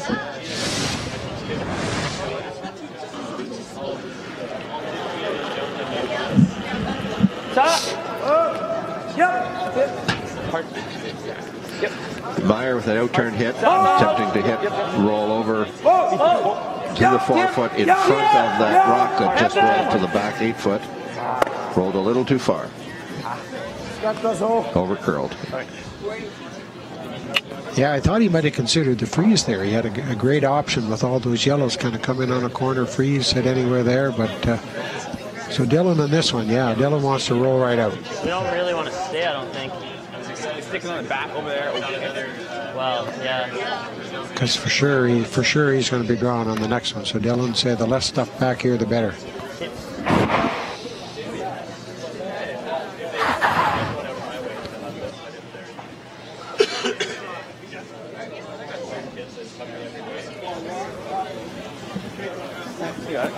You got it, bud. Rolling out, right? Yep. That way you throw. Yep. Okay. Sounds good. You got it, Tom.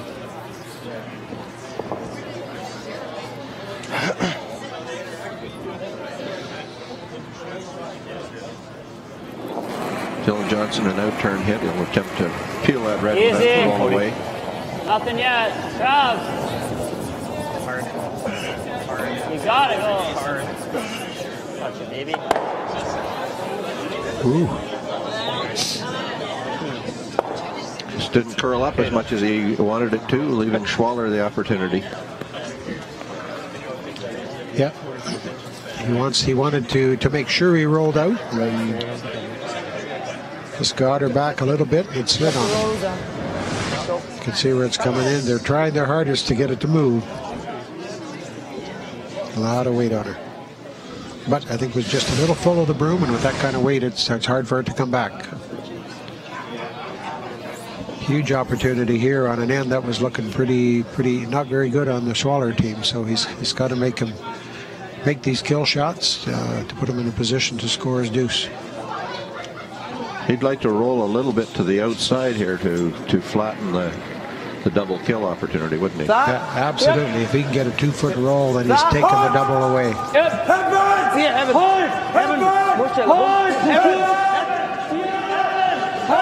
He's going to get to the nose of it, may even get a little bit of an inside roll. Not the shot he wanted, and he's given Dylan the opportunity to get out of it. More than half? Half? I would say half would do the trick. Half there. Scoop. What's this spot going to do? If you throw it that hard, it probably won't do much. Curls off the line, but I think that's good ice. Could curl a little bit. So this would be half, like out of your hand? Okay. I think it's going to curl once it gets off the line. I like that. Right there. Give it a chance anyway. Okay. So with his last rock of this sixth end, Dylan Johnson will attempt a double kill. Hey, Travis. Like, this much over his center line. It was an interesting conversation on how he chose the ice for that double, because he put his broom down for the nose hit. Half rock? They decided they needed half, and then he moved it out. And that's a great way to get your ice on whether you're throwing any kind of double. Figure your nose and then back your broom off to the spot you want to hit the rock on. So the rock's underway. An in-turn hit up the center line. He needs to curl to this red rock in the 4-foot circle. Half rock, double kill. And he makes it. Great shot. Great shot. Well figured out and well executed. Well, and especially when I thought his other shot, he kind of rushed it a bit. This one, he took his process to throw the shot, went through the process of figuring out and threw a great rock. And sometimes those easy shots fool you, whether it's that wide open draw or that wide open takeout. You kind of put your broom down, run, don't go through your process, and the result isn't always what you want. So Schwaller goes to the hack. Final rock of the sixth end. An in-turn hit.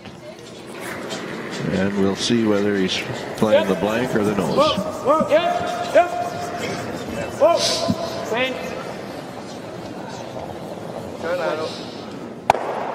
Schwaller blanks the end. We go to the seventh end of the men's final of the Dekalb SuperSpiel with a 3-2 score in favor of Dylan Johnson of Thunder Bay. We'll be back in a moment with the seventh end.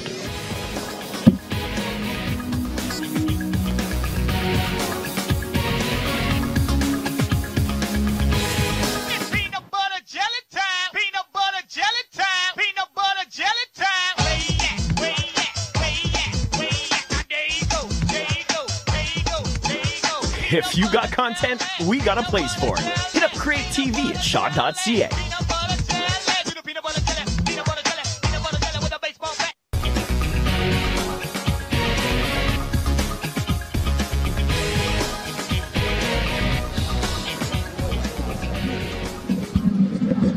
We're back for the seventh end from the Morris Curling Club. It's the final game of the men's division of the 2017 Dekalb SuperSpiel. Yannick Schwaller has just blanked the sixth end.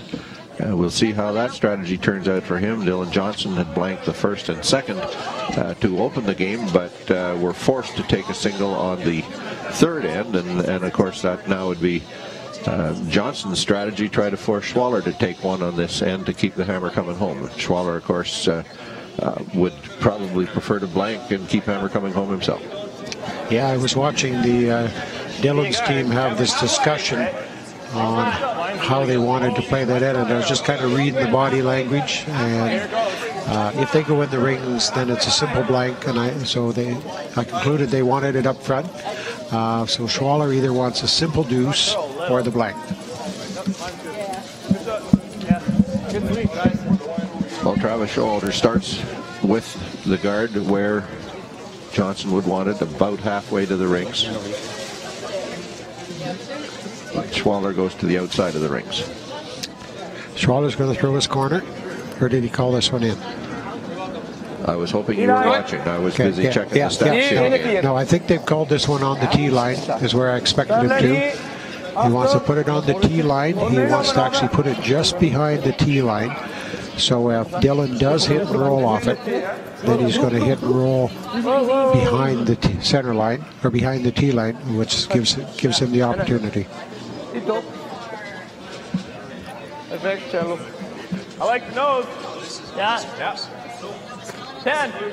Just count. It's okay to roll in. Yeah. You got this. Yeah, you got this. Like you have them.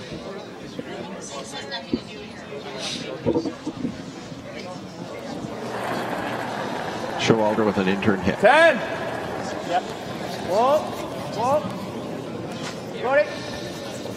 Make sure we stay. Got it. Come on, you gotta go. Hard. Yeah, hard. You got it. You're good. Good. Well, Dylan Johnson has said, I like nose, and that's exactly what he got from Travis Showalter. Yeah, Travis has played an excellent game. Kurt Drexler has scored him at 90% after the sixth end. Still the highest percentage of any of the individual players. And as we talked about in any game, particularly in this 4-rock, your lead is such a critical person in setting up the ends, and he controls the momentum of the end and how it's going to unfold. This is Marcel Kaufler's second shot, his first hit. He plays nose hit and pretty much sticks nose there.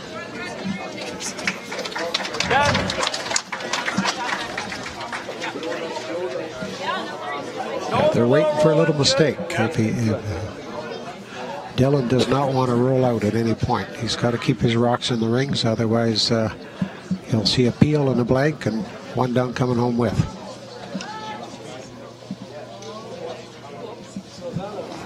Cody Johnson.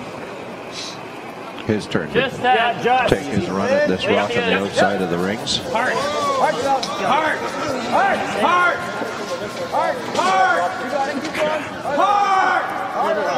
Looking like it's over curving. He's definitely rolling in. Come on. Keep going. You're good. Rolls deep in the rings. Wait.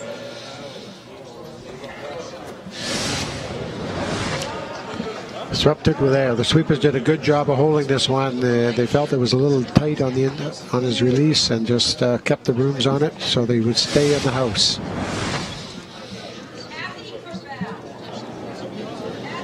Michael Brunner now with an out-turn hit. The idea is to hit this rock and roll a little bit to the outside, stay in the back 12-foot circle. Yep, he's on it. He's on it. Evan. But he's over curled and will roll to the center line, across the center line. That's all. What's okay? Change the rock position a bit. Playing deep in the house now. Same way? Yeah. 11? 11. Okay. It's pretty much 11. Okay. Hey, man. Take your time.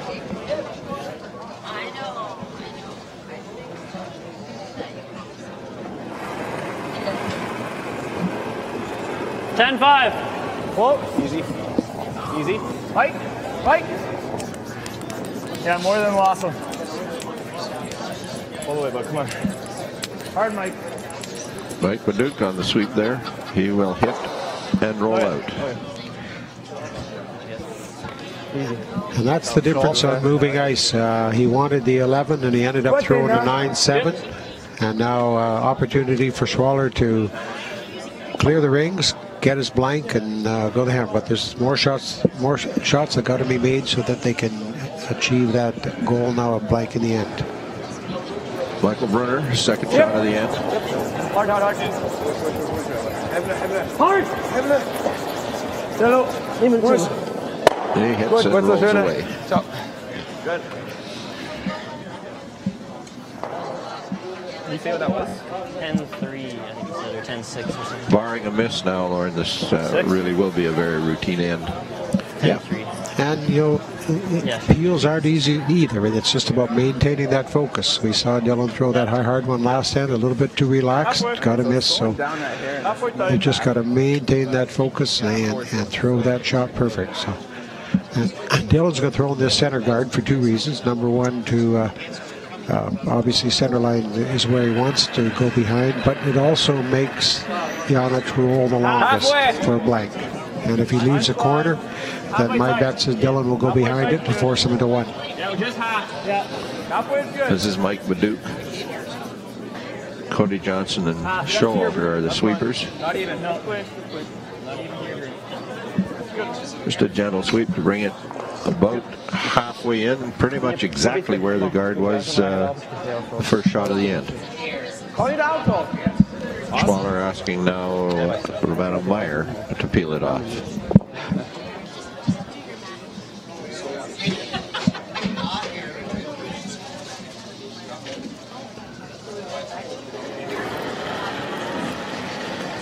Whoa, whoa, whoa. Good.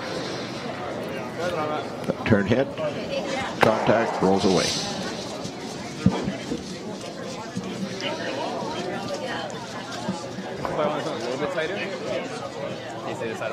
Just a bit on this side, center. They're not good. One more guard. You got it, maybe. Okay. We're talking about one more. Jannik could choose to burn him, but Dylan's moving this rock off the center line just to play the position a little bit different. Halfway tight. Tight. Line's fine. Gonna get the center. We're really tight. Don't want to. Tighter in. Oh. In. No, we're not in. Oh. Gotta stop. You're stopped. Good. Good, I guess. Center guard, a couple of feet deeper than previously. But got to the center line, he had wanted to stay off the center line to perhaps change the turn or change the shot. Well, he has made him change the turn, so you never know. He's gone to the out turn on this one now. Yep. Do it. And that's about all you can do. You just keep kind of moving that guard back and forth, make the guy throw a little bit different turn, and hope that you get a break, a nose hit.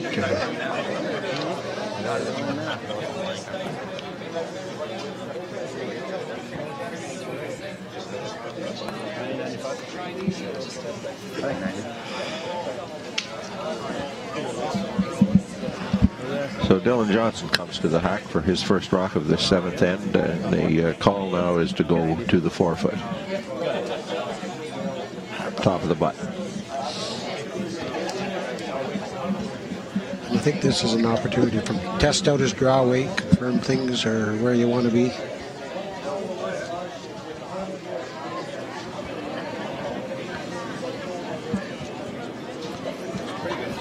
Line's good. Stop it. Leave for top 4. Not curling yet. Top 4. Starting to go now. T. You're getting into the middle now. T. Leave for top 4. Yeah, top 4 T. Fighting on the button. Okay. Should try and Your hair more than that. Let's see this. Nice shot, though. And his test of draw weight works out pretty well. It stops just on the back side of the button, behind the T line. Ja, men ligger det dåligt. Slänger de mer fina, det är så. Fast. Var still. Stay is okay. Yeah, that's good. He's going to stick on this one and hope for the miss. I don't think that's going to happen. So then we'll be in the position of him trying to make the blank and bring that hammer coming home.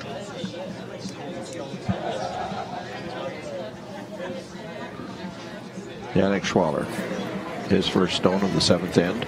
Yep. Yep, she's on it. Kaufler and Brunner. Well, Brunner doing the sweeping.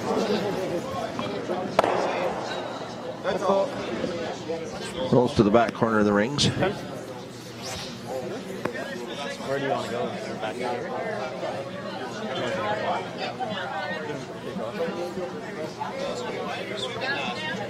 And with his final stone, Johnson will play an out-turn hit.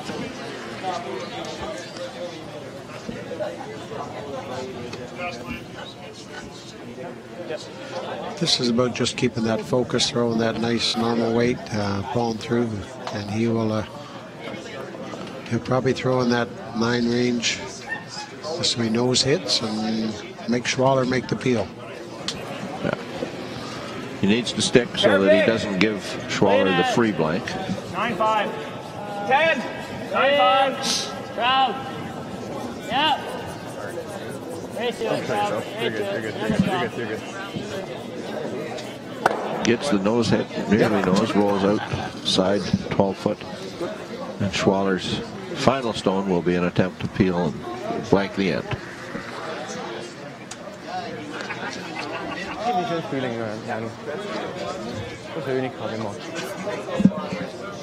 That's going to be an interesting last end. If he can get this peel, we'll see some chances taken, but I want to preserve that. You got 1 point for Schwaller to make sure you get into that extra end.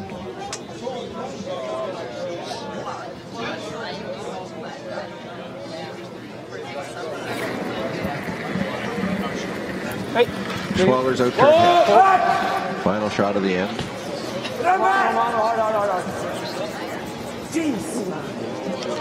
And there you go. He flashes it to give Johnson a steal of 1, unexpected steal of 1. Dylan Johnson will go up 4-2. Just have a look at this line. Yeah, we talked about that. I talked about that concentration on every shot, and just come out hard and is released a little wide, and the rock slid back, and you assume it's an easy shot, but if you lose that minute of focus, then gave up a steal of 1. And you're down 2 coming home. Yannick Schwaller will have last rock down 2 when we come back for the 8th end of the final of the men's Dekalb SuperSpiel.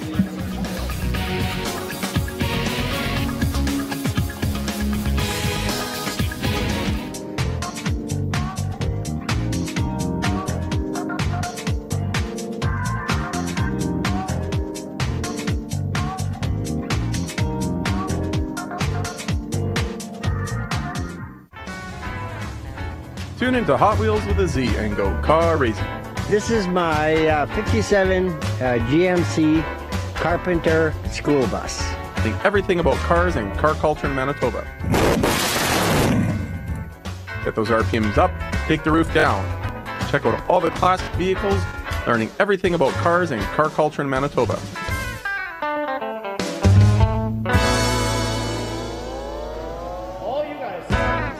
Well, we're back in the Morris Curling Club for the final end, or at least potentially the final end of this men's division of the 2017 Dekalb SuperSpiel.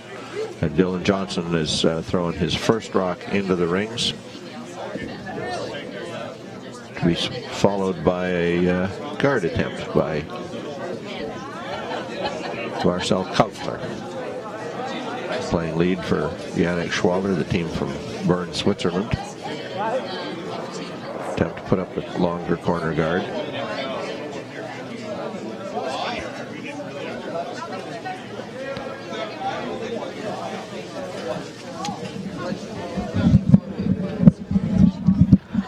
Top 8, top 4. All right, yeah. Exact same thing.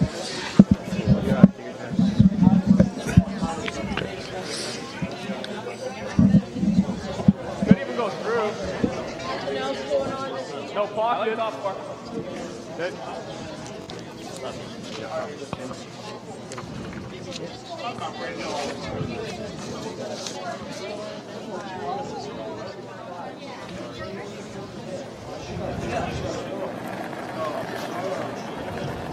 Hair less. Yeah, you can't hurt it. Line's fun. You got it, boys. You gotta go. Line's good, guys. You got it, guys. Line's good for freeze. No, just in, maybe. Tight right now. Keep it going. Yeah, come on. Keep it going. Guard. Yeah, keep it going.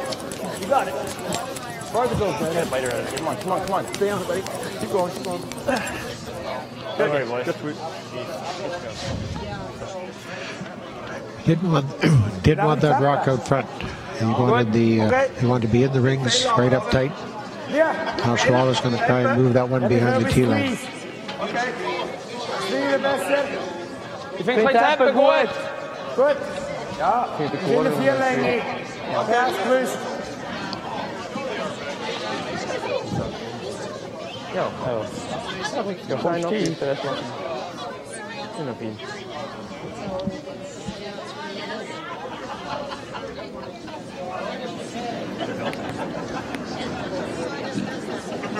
In de vier. Tip. Is het lang. Volgende vier. In de vier. 10. Snap. Wow. Nog voor de vier. Wow. Nummer freeze. Freeze. Michi. Achtung, remmen. Remmen. Nu vier. Oh jong. Freeze. Freeze. Half freeze. Half freeze. Oké. Battle.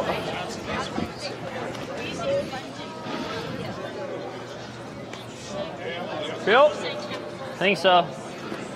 Want to go? Yeah. That was a great freeze. Straight peel or want to try the double? Thinking just straight peel though. What do you think? Straight peel's pretty good. That's pretty guarded right now. Guarded half rock. You want to clean? Should curl here, right? Should curl a bit.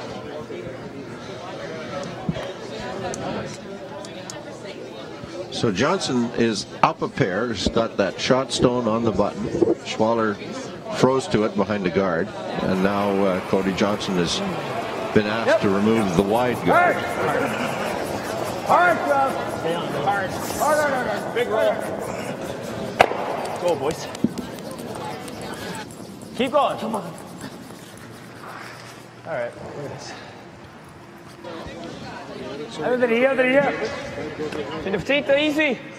15 daar goed. 10 vind ik goed. Goed. Voor de 4. Yep. Is goed die chance, hè? So with that guard removed, Schwaller will go behind the wide corner. Is genau die Linie de Romano zo koud. Awesome.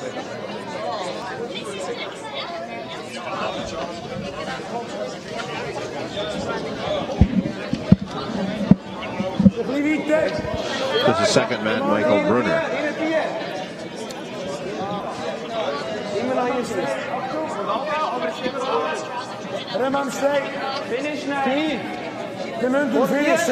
Got to make sure this rock is deep enough. He's got to make sure this rock is deep enough. He doesn't want to set up that double. Doesn't want to set up that double.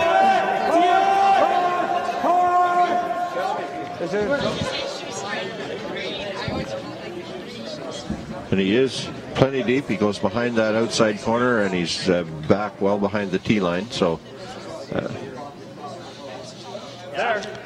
this shot is there. Dylan sees that hair double. He sees that hair double. Where do you feel that? Sees the hair double, or do you peel the corner? How frozen are those? Yeah, 3 inches. You got to hit. Okay. So it'll go off easy. I think if you miss that, we're looking at 3 though. If you just pick it, he's around again. Big trouble. We could run this. Exploring all the options. Yeah. You just can't go over the top, right? I like it. You like running ours? Good? No. Interestingly, Lauren, the rock in the back of the 12-foot is the one that seems to be worrying him the most. And it's the one that is either the second or possibly even the third point. Well, yeah, like Switzerland, after they stuck on that corner guard and they got behind it, now they've got to worry about the loss. Before they were just worried about the tie. So they got to be careful in the next few shots. Moving our guard there bad or what? If we move that guard over there, is that bad? Or is that helpful? We can just guard. I think this is the shot. Okay. Right there. Okay. So they're trying to run that yellow across the across that, take that red out of the 4-foot.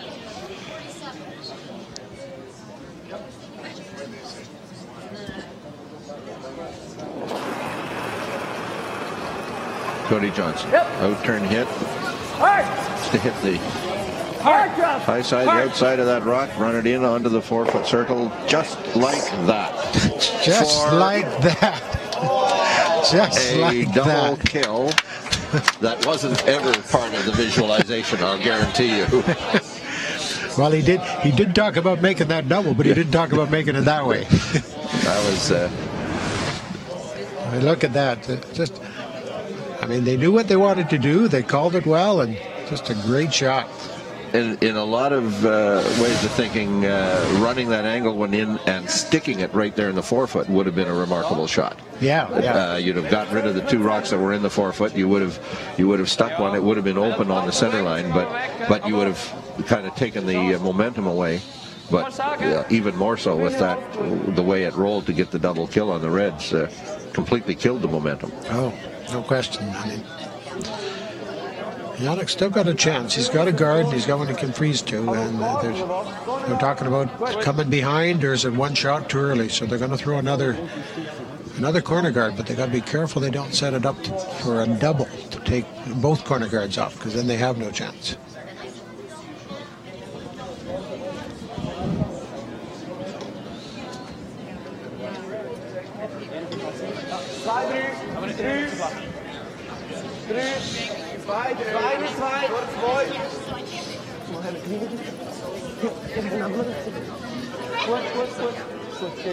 It's me. Nice goed. Terug, wie dan?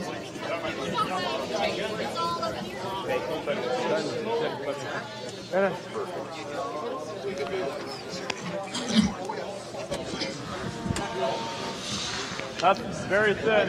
Yeah, he's looking at the double peel again. Great peel. Once you're on the rock, we'll sweep. What? Once you're on the rock, we'll sweep it. Okay. It's gonna be straight? You shouldn't go crazy. Draws are straight, right? Yep. So Dylan Johnson now can begin to taste the victory here. It's a case of not making the same mistake that Schwaller did in the last game, losing focus. Exactly right. That's exactly right. So we've got pick, got the double kill on the guards and the double peel. Yeah, great call, great shots, and that was the danger in Jannik throwing that second guard. If he,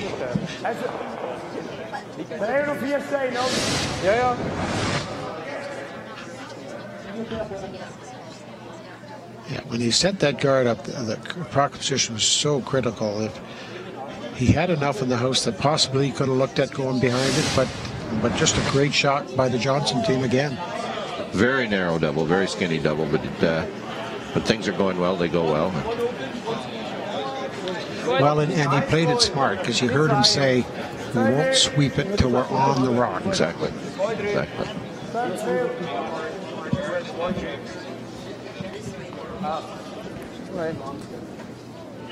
Third man, Romano Meyer, and Schwaller's playing the corner guard again.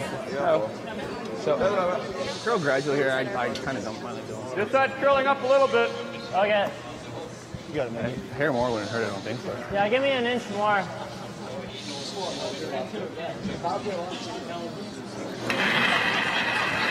Mike Baduke, in-turn hit, feeling guard. You gotta go, boys! Ah, you kidding me. And got the miss that Schwaller was hoping for. And you talked about that focus, Rez, and it was interesting. I was listening to this conversation. The skip was the one that calls the ice, and then the third from the other end said, "Well, give me an inch more." So he got involved in the shot, which is okay, but very, very important that he's got to step back and become the shooter again. And so he's opened a small door here for an opportunity for Schwaller. If he can tuck one in there, then he's got a chance. Romano Meyer, second stone of the eighth end, his Schwaller's third. In-turn draw. The objective is to be behind that center guard in the top of the 8-foot, perhaps fighting the 4-foot. Well, it looks pretty good. Line looks pretty good. They want to get this one. They want to get this one deep. Make that run back a little shorter. Yep. Okay. Full 4 foot. Nearly perfectly buried. Yep. As good as he could do. Peeking out a little bit. See that we could play it at normal and we peel the guard. That's fine. Do you think you got an inch? I think you have a piece. You got like a broom. But I mean, like, if we peel the guard, they're still only getting 2. Yeah, but if you try the run and you roll 1 rock, they're still only getting 2. Okay. Right there. It's whatever you like. Right there. What's it gonna do here? I'm gonna hold it up It's there. gonna be dead straight. Dead straight? Thinking so. And you want to sliver that We side. want to hit. I have like half just an inch one in the center. hair. Yep. Okay, you got it, buddy. So it doesn't go straight back. Nose Let's not jump it, but be ready in case you get the curl. Yeah. So Dylan's got a 2-point lead. His most important thing is he wants to eliminate that guard, open up that red one on the button. He either makes the run back, and his conversation was, he said, well, if I make the run back, I do, but if I'm just off, it's going to roll off the line and open it up. So it's kind of got the best of both worlds on this shot. Half an inch over. Yep. Hard roll shot. Yeah, you got it, buddy. You got it. Skip rocks to come. Yeah. The final game, men's division of the Dekalb SuperSpiel, the 10th anniversary Dekalb SuperSpiel from Morris, hosted by the communities of Morris and Rosenart. Close. Johnson's out turn hit. Yep. Whoa, whoa, whoa. Cross. Hoping to run through, but if he doesn't, he wants to roll away. He gets the run. Sticks it. Perfect. Great throw. Great shot. Great throw. Same.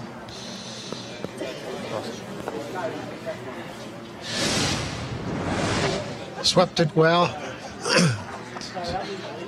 Great. Would have loved to have settled it right there, but still a very, very good shot. So Schwaller's going to come in and try and put it back there and challenge him to do it one more time.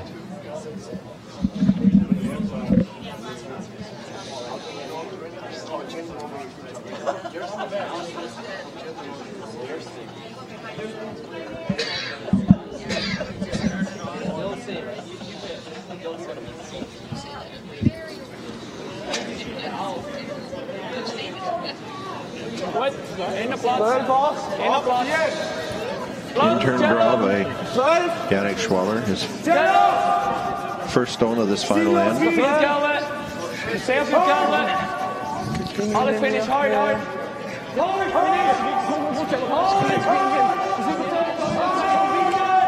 Keep it coming, keep it curling, but it's not you gotta going to get it bury buried. as well as the previous one did. It's about half buried, peeking out on the center line side. Yeah, because they had to sweep it early, they didn't get that early break like the other ones, so they missed that guard by a lot. But still, they brought it a long way at the end. He's got about a third of that rock at most, so he's going down on his weight to see if because he's just got to get that stone to secure the victory.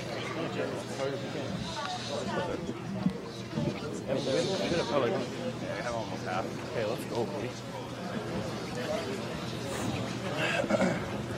Dylan Johnson goes to the hack for what is potentially the final shot of the final game.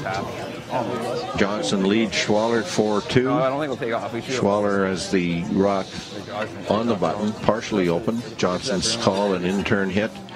All he has to do is remove it from play. And complete a perfect Dekalb SuperSpiel. He came through the A side undefeated. He has yet to lose a game, and it's in his hand here right now. Set up. Releases, in-turn hit. Appears to be lots of room past the guard. Nice shot.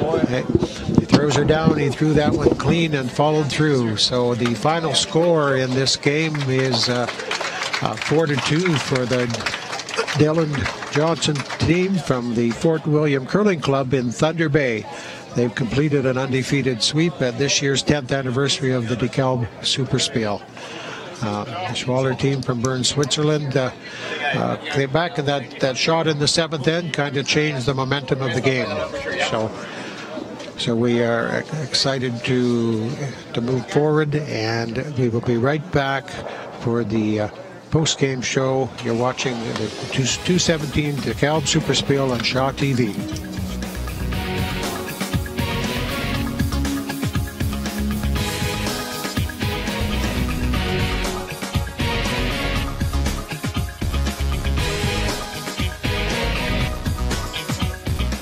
Every year, over 1 million Canadian kids write to Santa, and Santa writes back. It's a big job delivering all those letters, so Canada Post has hired some special letter carriers to help out. They have lots of experience making deliveries, and they definitely know the way to the North Pole. Hey, there's Rudolph and the guys now. This way, guys! Write to Santa Claus, North Pole, HOH, OHO, Canada. Include your return address, and Santa will write back. This is art. This is art. This is Winnipeg. This is Winnipeg art.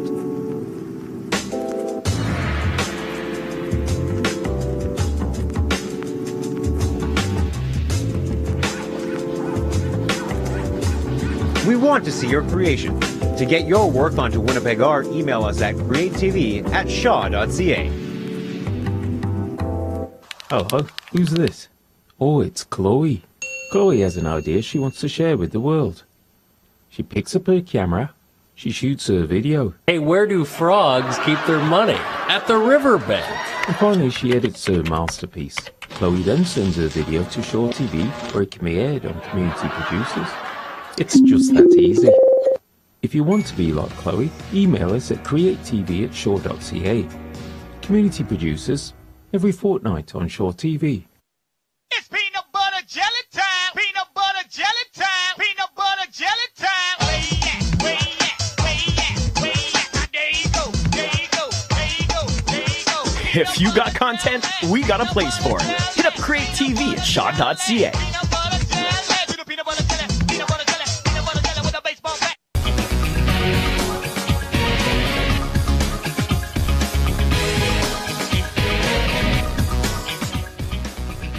3-2 playing the seventh end. Dylan Johnson and his team steal a single point to go up 4-2, and the last end unfolded pretty much as you'd expect. Some interesting shots, but still up 2 coming home. Dylan, nice position to be in. Yeah, it felt real good. We just went into the last end not wanting to give up a deuce. If we gave up the deuce, just not 3. So our end plan worked out good. The big break, of course, that seventh end looks like a blank for Schwaller, and he's in control, but he slides past on that out-turn hit. Yeah, we expected them to make that shot, and we were just fortunate enough for a miss finally from them. A Bonspiel victory with a $10,000 check feels good. Yeah, it feels good. We had a couple of losses over the past few years, so it finally feels good to be back in the win column. Playing in Northern Ontario, you play in the shadow, obviously, of Brad Jacobs. Can you build enough confidence, some momentum from this to actually take things away from him? Yeah, we've been playing good the last couple of spiels against the top names in the game, and hopefully we can redeem ourselves in the finals against them this year if we make it. Good luck to you. So, Dylan Johnson and his team from Thunder Bay win the Dekalb SuperSpiel 10th anniversary edition with a victory over Yannick Schwaller. Now we'll go to Clayton Dreger of Golden West Radio for the closing ceremonies.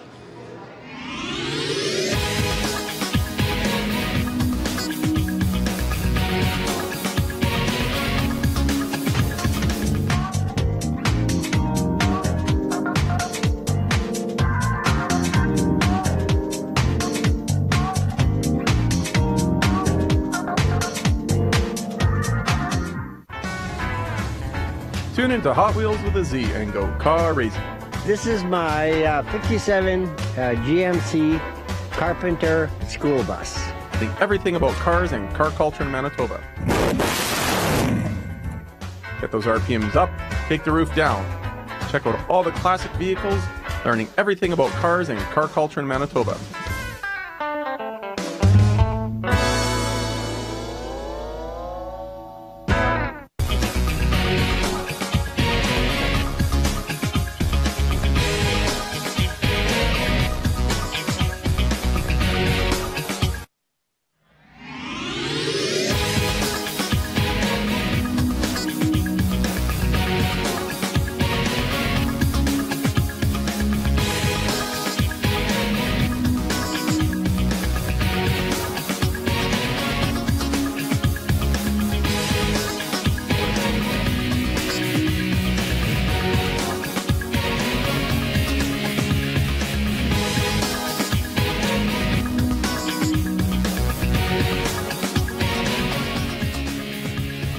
A successful day. Lauren Hamlin, Penny Barker wins the women's, Dylan Johnson wins the men's. As organizer here in Morris, you have to be delighted with the way this has turned out. I'm just delighted from a whole bunch of fronts, and two great finals on a great week where the weathermen cooperated, the volunteers cooperated. It was just an exciting weekend and a great conclusion. And just in terms of the on-ice product, two really entertaining games. The women's game looked like a runaway, and yet it turned into an extra end. This one went right pretty much to the last rock. Yeah, and this one, we saw that flash in the seventh, which is uncharacteristic of any team at this level, and but there were some great shots made in the eighth end to get Johnston out of trouble. So now we'll go to Clayton Dreger of Golden West Radio with the closing ceremonies.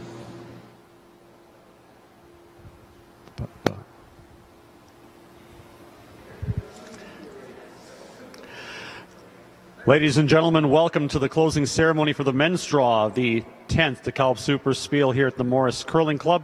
I'd like to introduce the title sponsor, Dekalb, for closing comments, and to call on Kevin Chevalier, Dekalb Territory Manager, South Winnipeg, Monsanto, Canada.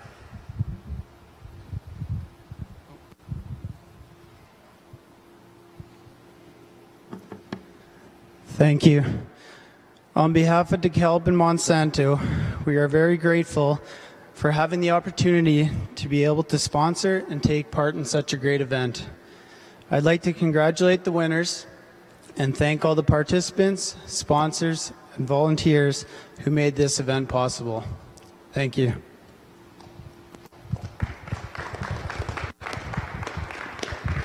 Now I'd like to introduce for comments the RM of Morris, Ralph Greening the Reeve. Congratulations. Congratulations. Great curling game. We are pleased to be able to sponsor this event, participate with the town of Morris. We're pleased also that some of your teams are able to play in our little community of Rose North. That's part of the reason, one of the reasons that we sponsored this event. It's a great final game for this 10th annual Dekalb.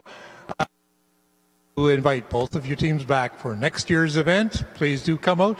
Thank you for showing us a great game of curling. Congratulations, and thank you again very much for being able to provide some comments on behalf of the people in the RM of Morris. Thanks.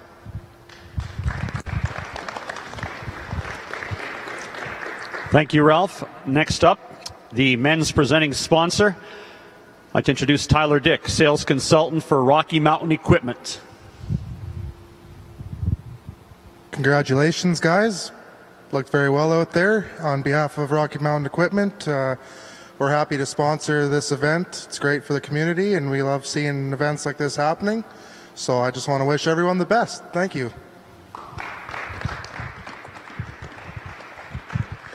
This time I'd like to call upon Morris Curling Club President Brian Rexsealer to hand out the finalist check of $5,500 to Yannick Schwaller, Romano Meyer, Michael Brunner, and Marcel Koffenler from Bern, Switzerland.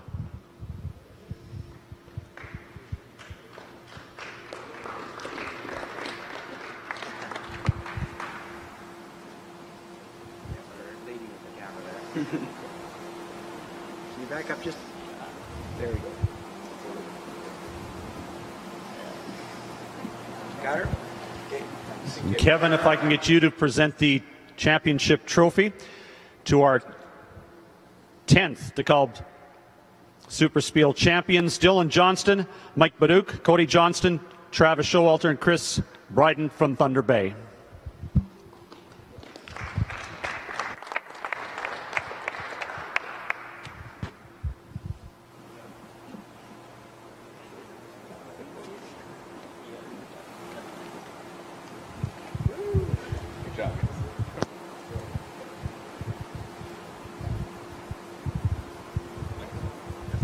And Tyler, the check for $10,000 to our championship team.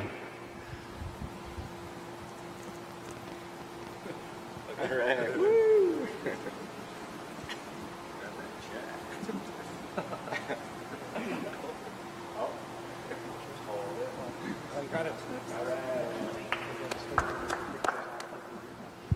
Tyler, the check.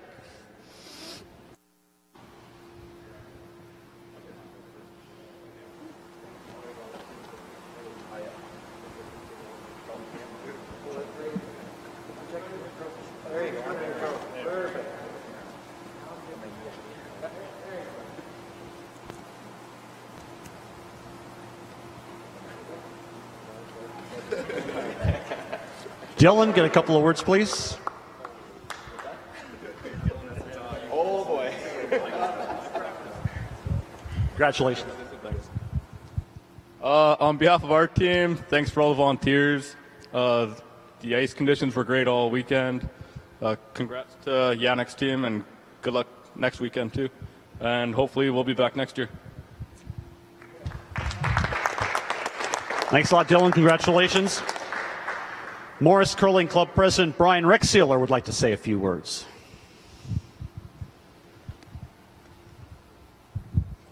Thanks, Leighton. Just behalf on the Morris Curling Club, I would like to thank all the sponsors, all the volunteers, because without them we couldn't do anything. And I just want to say our ice conditions were great. Thanks Alan Gitzel, our ice maker, for great ice. You guys proved it by making super shots all weekend. So thanks a lot. And congratulations to both of you guys. And it's been a long weekend, but we've all had fun. I can't believe it's been 10 years, but we're going to give her for the next 10. So thanks a lot.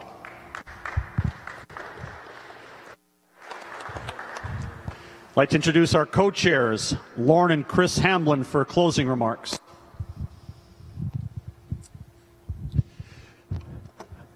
Thank you, Clayton. Congratulations to the winners, and congratulations to the 150 plus volunteers that have put this event on. And I do want to say also a special thank you to our media friends. From day one, we have had media with us. We've had Golden West Radio, we've had TSN 1290, we've had the Winnipeg Free Press, we've had our local media, and this year for the first time we have had live coverage from Shaw TV. We are absolutely delighted to have them here and to showcase our 10th anniversary final. The other thing we've been very, very fortunate to have is over the 10 years, we have had 721 different players play on this event. We have had 132 different sponsors as part of this event, and we still have retained 96 of them. And we have had the one other number that I'm going to have to look at my paper for, and that is the, who am I missing, Brian? Players, sponsors, and which? 300, oh yeah, of course, 375 volunteers. How could I forget that part? It's been a long weekend. It's been a fun weekend. We put ice in on Rose North starting last Sunday, and so we've been 9-day event. We got it out last night. So I just want to close by saying an absolute super thanks to everyone that has made this event for the past 10 years. Thank you to all.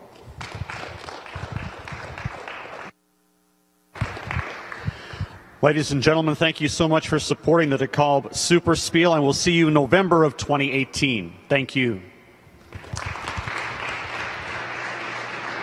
And that is a wrap on the 2017 10th anniversary Dekalb SuperSpiel, held here in Morris and over at Rosenort in the community arena. Our thanks, of course, to all of those volunteers that Lauren Hamlin mentioned. Our thanks to Lauren and Chris Hamlin, the organizers, the Morris Curling Club president, Brian Rexsealer. And, of course, our thanks to the competitors for putting on a great show. Penny Barker wins the women's division in a extra end. Dylan Johnston wins the men's division, and in an 8-end regulation game, but in a very entertaining game. It's been a great day of curling here in Morris. It's been a great weekend of curling here in Morris, and we very much thank you folks for being with us on Shaw TV for this 10th anniversary Dekalb SuperSpiel.